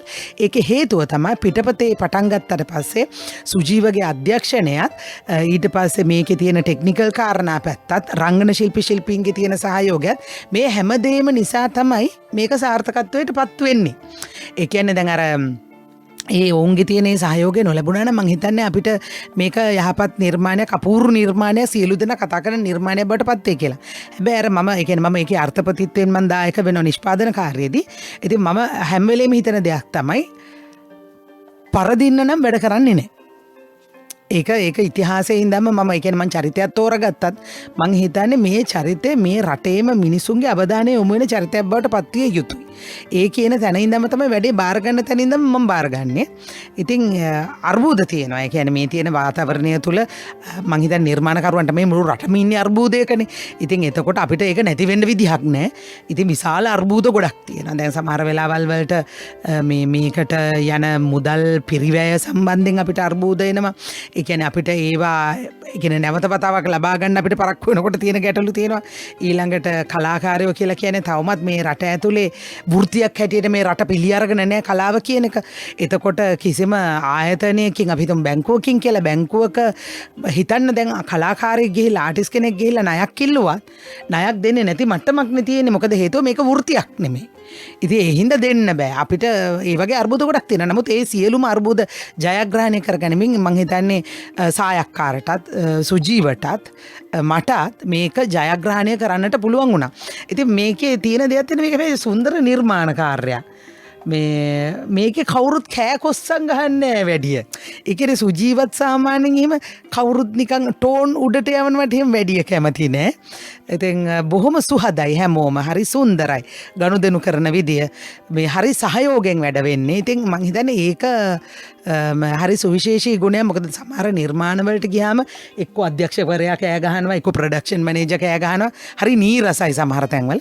මට ඒ වගේ නිර්මාණ කීපයක් හම්බෙලා තියෙනවා. නමුත් ඒ අතරේ මම හිතන්නේ මේ නිර්මාණයත් හරිම සුවිශේෂී වෙනවා. මොකද කිසිම කෙනෙකුට එහෙම ඉස්සරහයක් නැතුව වැඩ කරන්නට පුළුවන් නිර්මාණයක්. හැම දෙය තියෙන චුට්ටක් රැවෙන එක විතරයි. හරි දැන් සාය මන්තන්නේ මේ කොටස් 60 ගණනක් මේ වෙනකොට විකාශය වෙලා තියෙනවා. සාමාන්‍යයෙන් මේක දැන් මෙගා එකක් මට්ටමද ඒ සාමාන්‍යයෙන් අපි මෙගා එකක් කියලා කියන්නේ කොටස් 100කට එහා පැත්තේ නිර්මාණය වුණු දෙයක්. ගොඩක් තැන්වලදී අපි දකින මේ වැඩසටහනේදීත් අපි අවස්ථාවලදී කතා කරලා තියෙනවා නාට්‍යයක් යම් විදියකින් තැනකට ආපුවාම ජනප්‍රියත්වයට ජනප්‍රසාදයට පත් වුණාම අදාළ නාලිකාවෙන් කියන මම දන්නේ ස්වාධීන රූපවාහිනියෙන් එහෙම කියනවාද කියලා. නමුත් පෞද්ගලික නාලිකාවලින් සමහර අවස්ථාවලදී කියන මේක තව පොඩ්ඩක් මොනවා හරි ගහලා ඇදගෙන යන් රේටින් තියනවානේ එහෙම කියලා කියන අවස්ථාවන් තියෙනවා. නමුත් මේක මේ රජයේ නාලිකාවක විකාශනය වෙන නිසා යම් මුලදිම යම් තීරණයක් තිබ්බද මෙන්න මෙච්චරයි අපි කරන්නේ කියලා. නැත්තම් මේක සමහර තැන්වලදී ඇදගෙන යන්න ගිහලා අන්තිමේදී අර මුල තිබිච්ච නිර්මාණාත්මක ගුණය එන්න හීන වෙලා අන්තිමට මොකක් වුණාද කියලා දන්නෙත් නැහැ එකපාරම ඉවර වෙනවා. එහෙම අවස්ථාවන් අපි දැකලා තියෙනවා. ප්‍රේක්ෂකයෙක්ට අපිත් අතරමං වෙනවා. අපිටත් එන්න ඒ තිබිච්ච අර නිර්මාණාත්මක ප්‍රහර්ෂය ටික අඩු වෙලා යනවා. මම මේ කතා කරන්නේ ප්‍රේක්ෂකයන් පැත්තේ ඉඳලා. මොකක්ද ඉදිරි තීරණය? මම දැන් ඉදිරි තීරණය මොකක්ද කියන එක දින කීපයකට කලින් මම මගේ Facebook එකේම දැම්මා. මේකේ අවසාන කොටස අපි ලිව්වා. يعني අවසාන කොටස හෙට අනිද්දා රූගත වෙන්න පටන් ගන්නවා. මේකේ අපි මෙහෙමයි දැන් සාමාන්‍ය මේ නාට්‍ය පටන් ගත්ත විදියක් තියෙනවා. මේ නාට්‍ය පටන් ගන්නෙ අපි දැන් සාමාන්‍යයෙන් ටෙලි නාට්‍යයක් ලංකාවේ ගොඩක් නාට්‍ය කරනකොට පළවෙනි එපිසෝඩ් 5 කරනවා බොහොම මේ ඒක ඇතුලේ ත්‍රාසයේ බීතිය කුතුහලයේ ඔක්කොම තියාගෙන තමයි කරන්නේ. මොකද බෙල්ට් එක ගන්න නම් ඒ ටික තියෙන්න ඕනේ. හැබැයි අපි මේකේ පළවෙනි කොටස ඔබ දැක්කනම් පළවෙනි කොටස් කීපය ඇතුළේ එහෙම මේකේ ත්‍රාසයේ බීතිය කුතුහලය නෙවෙයි සාමාන්‍ය ජීවිත තමයි පටන් ගත්තේ. ඒකට මේකේ අවසානය බලන්න. මේ අවසානයත් ඔබ හිතන විදිහේ සාමාන්‍යයෙන් නාට්‍ය ඉවර වෙනකොට මහා ඩිසාස්ටර් වෙලා ඉවර වෙන්නේ. මේකේ අවසානය එහෙම එකක් නෙමෙයි. මේක වෙනස් අවසානයක් තියෙන නාට්‍යයක්. අපි හිතමිනුත් හිටිය අපි මුලින් සාකච්ඡා කරමුත් හිටිය මේක අනවශ්‍ය ලෙස අපි දිග්ගස්සන්නේ නැහැ. අපිට නිශ්චිත අවසානයක් තියෙනවා. ඒ අවසානය කියන්නේත් වෙන අවසානයක්. ඒක හැමදාම නාට්‍ය වල දැකපු විදිහ අවසානයක් නොවන අවසානයක්. ඉතින් ඒක දැන් අපි මම ලියලා අවසන් කරලා තියෙනවා. අනිද්දායි ෂූට් වෙලා රුගත කිරීමනුත් වැඩේ අවසන් වෙයි. ඔය ඒකෙදි තියෙන තව දෙයක් කියන්න ඕනේ. මොකද හේතුව ඇත්තටම ගොඩාක් දීර්ඝ කාලීනව නිර්මාණය යනකොට ප්‍රේක්ෂකයින්ටත් ඒක ටිකක් අපුලක් එන්න පටන් ගන්නවා. ඒ කියන්නේ මේක ඇදි රබර් වෙවි යනකොට දැන් ඇත්තටම ඒකේ රංගපාන රංගන ශිල්පීන් හැටියට අපිත් යම් අපහසුතාවයකට පත් වෙනවා. මොකද මම මේ වගේ නිර්මාණයක එපිසෝඩ් 1000ක විතර ගිය නිර්මාණයක මම අයින් වෙලා තියෙනවා කියලා අමාරුයි. මීට එහා යන්න බෑ. මොකද හේතුව ඒක අපිටත් ලොකු අපහසුයක් බවට පත් වෙනවා. ඉතින් අපි මේක ආරම්භයේම කියපු දේ තමයි අපේ නිශ්චිත එපිසෝඩ් ප්‍රමාණයක් තියෙනවා. කොටස් ප්‍රමාණයක්. ඒ කොටස් ප්‍රමාණය මේ නිර්මාණය නතර වෙන්න ඕන. මිනිස්සු අපිට බයින තැනට නම් එන්න අවශ්‍ය නැහැ කියන එක. දැන් අර බැන බලන්නේ දැන් එහෙම නිර්මාණ තියෙන බැන බලන්නේ. ඉතින් හැබැයි ප්‍රසිද්ධයි. ප්‍රසිද්ධුනට බයිනවා මිනිස්සු මොකද්ද මේ විකාරයක් කියලා. නමුත් එතෙන්ට එන්න අවශ්‍ය නැහැ. මොකද අපි හිතන්නේ දැන් ඉන්ටර්නැෂනල් කවදා හරි දවසක මේකේ එක වෙන ටර්නින් පොයින්ට් එකක්. අපි දැන් මේ ඉන්ටර්නැෂනල් මේ කතා බහ කරන මේ නිර්මාණය ඇතුළේ ඒක වෙන ටර්නින් පොයින්ට් එකක් නිර්මාණ කරන්නේ. ඉතින් එතකොට කවදා හරි දවසක මිනිස්සු කියයි ඉන්ටර්නැෂනල් කියලා නාට්‍යයක් තිබ්බ මතකද? ඒ කාලේ ඒක මරුවනේ. ඒක දැන් අපි එහෙම කියනවනේ. දැන් අපි කියනවනේ අහවල් නාට්‍ය හරි ෂෝක් දැන් එහෙම නැහැ කියලා. හැබැයි ඒ වගේ ඉන්ටර්නැෂනල් ගැන කතා කරાવી සමහර වෙලාවලට මෙහෙමයි. ඒක පොරොන්දුවක් වෙන්නත් පුළුවන්. දැන් එක පරිච්ඡේදයක් නිමා වෙනකොට ඕනෑම නවකතාවක තව පරිච්ඡේදයක් විවෘත වෙනවා. හොඳයි වැඩසටහන අවසාන භාගයේ ඉන්න නිසා සාය මේ ඔබේම සටහනක් තියලා තිබ්බා Facebook එකේ අපි පහුගිය අවස්ථාවේදී ඔබෙන් පොඩ්ඩක් ඒ ගැන අහන්නත් අවස්ථාවක් දෙන්න. මොකද මීට පෙර අපි මේ ගැන යම් පුංචි අවස්ථාවක අපි කතා කරපු නිසා ඊළඟ අවස්ථාව මොකද්ද? පෝක් එක්ක තියෙන සම්බන්ධෙත් එක්ක යම් එහෙම නිර්මාණයක් පිළිබඳව පොඩි සටහනක් තියලා තිබ්බා. අපි පෝක් වීදිය නමින් පෙල්නාට්‍යයක් අපි ආරම්භ කරා. ඒක නැතරම ඒක වැඩි වුණේ ඉන්ටර්නැෂනල් එක ඉවරෙච්ච ගමන්ම තමයි ඉවර කියන්නේ. ඒක අනාතරේ තමයි මේ පෝක් වීදියත් සම්බන්ධ වුණේ. එතකොට මේ දෙකේ සමානකමක් නැහැ අත්ත වශයෙන්ම කියනවනම් මේකේ ඉන්ටර්නැෂනල් සමානකමක් නැහැ. ඒකේ හිටපු නල්නිලියෝ පිරිසක් ඉන්නවා සහ අපේ ඉන්ටර්නැෂනල් එකේ හිටපු නිෂ්පාදන කළමනාකරුවරයා තමයි මේ අධ්‍යක්ෂකවරයා බවට පත් වෙන්නේ පෝක් වීදියේ. ඉතින් ඒක වෙන සන්දර්භයක් සහ ඒක වෙන කතන්දරයක්. ඒක මේ වීදියට බහැපු මධ්‍යම පාන්තික පවුල් පසුබිම් ඇති මිනිසුන් කීප දෙනෙකුගේ වෙන විදිහක කතන්දරයක්. ඉතින් ඒක මේ වෙනකොට මම හිතන්නේ සංස්කරණේ තියෙන්නේ. ඉක්මනට මේකත් බලා ගන්න පුළුවන්. ඒකත් වෙන ලස්සන වැඩක්. ඒකේ වම් වෙන විදිහේ චරිතය නිරූපණය කරනවානේ. අල්ලෝ මේ දුලිකන්ගෙන් ඔයකත් මම මේ අහන්නම හිටියේ. ඔබේ මේ අපි ගත්තොත් දැන් දෙපත්නයි කියන නාට්‍යයත් එක්ක බලුවම ඔබ ඒ කාලේ ඔබ නිරූපණය කරපු චරිතත් එක්ක බලද්දි යම් විදියකින් මට හිතෙනවා මේ පසු කාලෙම ටිකක් ඒකාකාරී චරිත ටිකක් තෝරගත්තද කියලා. දැන් වෙනස්ම විදියක කතාවක් කියලා කිපි නිසා මම මේ ඇහුවේ. ඕනේ මෙම ඒකාකාරී චරිත තෝරාගත්තානේ මේ උතන අපේ රටේ අධ්‍යක්ෂකවරුන් කරන වැරද්දක් ඒක. ඒ කියන්නේ මම දැන් සඳාමාවකයිනේ ආරම්භ කරන්නේ. සඳාමාවකයි ආරම්භ කරලා කළුවර අඳුන දෙපත් නයි හිම කැටයම් ඊළඟට රිදී ඉට්ටම් කරේ මේ ආදී වෙනස් චරිත වලින් මම නිර්මාණ හරහා එක්ක වෙනවා. නමුත් එක්තරා අවස්ථාවකදී ඇත්තම් එක්තරා අධ්‍යක්ෂකවරේ මාව අරගන්නවා සාය මේ අවුරුදු 18 විතර ඉඳලා අවුරුදු 65 විතර වෙනකන් චරිතයකට. දැන් ඒ චරිතය ඇත්තට මගේ ඉතින් සාර්ථක වෙනවා. දේදුණු පාලම කියලා කියන අවුරුදු 18ක ඉඳලා අවුරුදු 65ක් විතර වෙන දරුවන්ගේ දරුවෝ බලන මට්ටමට එනකම්. ඉතින් එතකොට ඒක සාර්ථක වුණාට පස්සේ මේ රටේ ඉන්න බොහෝ අධ්‍යක්ෂකවරුන් මට ඊළඟට ගේන්න පටන් ගත්ත එක තමයි වයෝ වෘද්ධ චරිතෙක. ඒ කියන්නේ දැන් ඔයාලට 18 ඉඳන් 65 වෙනකම් කරන්න පුළුවන් වුණා නම් ඔයාලට නිකන් 50 ඉඳන් නිකන් 85 වගේවත් කරන්න පුළුවන් නේද වගේ තැනකට ආවා. ඉතින් අන්තිමට මට වයෝ වෘද්ධ චරිතෙ එන්න පටන් ගත්තා. අන්තිමට මගේ දරුවන්ට ඉන්නේ මං හිතන්නේ මම වගේ දරුවෝ ඉන්න වයස්වල කට්ටියත් මගේ දරුවන්ට ඉන්න පටන් ගත්තා. ඉතින් ඕවගේ වාතාවරණයකට මම මුහුණ දුන්නා. නමුත් මම ශිල්පිනියක් හැටියට මම මගේ අභියෝගය මම බාර අරගෙන මම ඒක සාර්ථක කරගත්තා. නමුත් එක්තරා අවස්ථාවක මම තීරණය කරා දැන් මේ සියලුම අධ්‍යක්ෂකවරුන් මට අරගෙන ඉන්නේ මේ ඒකාකාරී චරිතය කියන එකත් එක තමයි මම ඇත්තටම නතර වෙන්නේ ඒකාකාරී චරිත වලින්. දැන් හැබැයි මේ වෙනකොට ආපහු ඒක වෙනස් වුණා. ඒ කියන්නේ දැන් මේ වර්තමානයේ යන ඉන්ටර්නැෂනල් එක වෙනස්ම විදිහක චරිතයක් බවට පත් වෙනවා. ඊට පස්සේ පහුගිය කාලේ ඔය සුපර්ණා සිනමා පටය වෙනස් වෙන්න පටන් ගත්තා. ඊළඟට පෝක් විදිය කියලා කියන වෙනස්ම විදිහක චරිතයක් බවට පත් වෙන්න පටන් ගත්තා. මම හිතන්නේ ඒ චෝදනාව මට ඉදිරියේදී ලැබෙන එකක් නෑ. අපි සමහර වෙලාවල් වලට ඉතින් මේ ඒ කියන විවිධත්වයත් එක්ක තියෙන චරිත බොහෝමයක් ප්‍රේක්ෂකයින්ට දෙන්නට ඉදිරියේදී පුළුවන් වේවි. මතනේ විවිධත්වය තුලින් තමයි අපිට තන්නේ යම් විචිත්‍රත්වයක් අත්කරගන්න පුළුවන්ගෙන්නේ. එනිසා මේ ඉන්ටර්නැෂනල් කියලා කියන මේ නාට්‍යයත් එක්තරා විදිහක වෙනස් අත්දැකීමක්. වෙනස් කියලා කිව්වට මම හිතන්නේ අපිම තමයි අපිට පෙන්වන්නේ. මම අර ඔබ මේ වැඩසටහන පටන් ගත්ත වෙලාවේ ඉඳන් කියන්නේ අපිට අපිව පෙන්වන එක්තරා විදිහක දර්පණයක්ද කියලා අපිට හිතෙනවා. ඒ අවස්ථාවේදී බොහොම ස්තුතියි. සහ මම හිතන්නේ මේ නාට්‍ය අගභාගයේදී හෝ නැත්නම් අපිට යම් අවස්ථාවක් ලබා ගන්න ලැබිච්ච එක එක්තරා විදිහක මම හිතන්නේ අවස්ථාව ඊයේ තමයි අපිට උදා කරගන්න පුළුවන් වුණේ.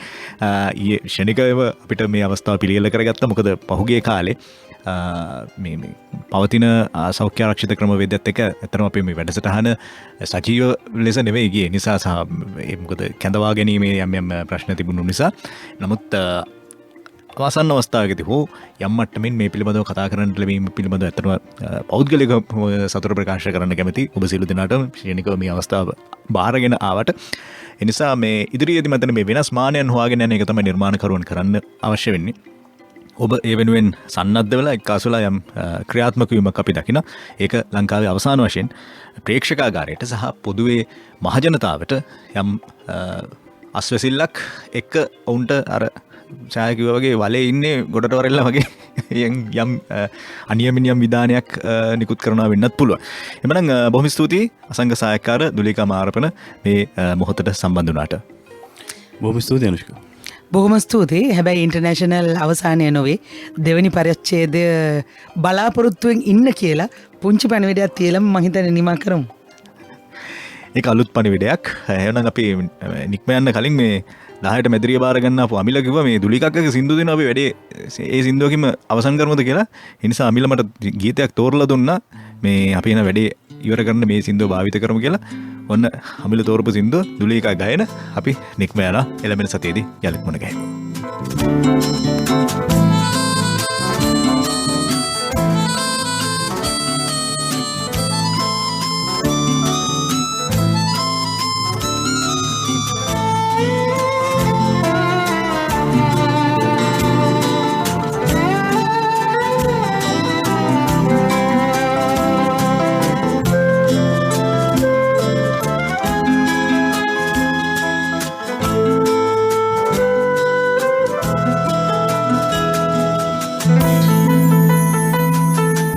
හදගෙස්ම විඳගන්න ඔය සුසුම හඳුනන්න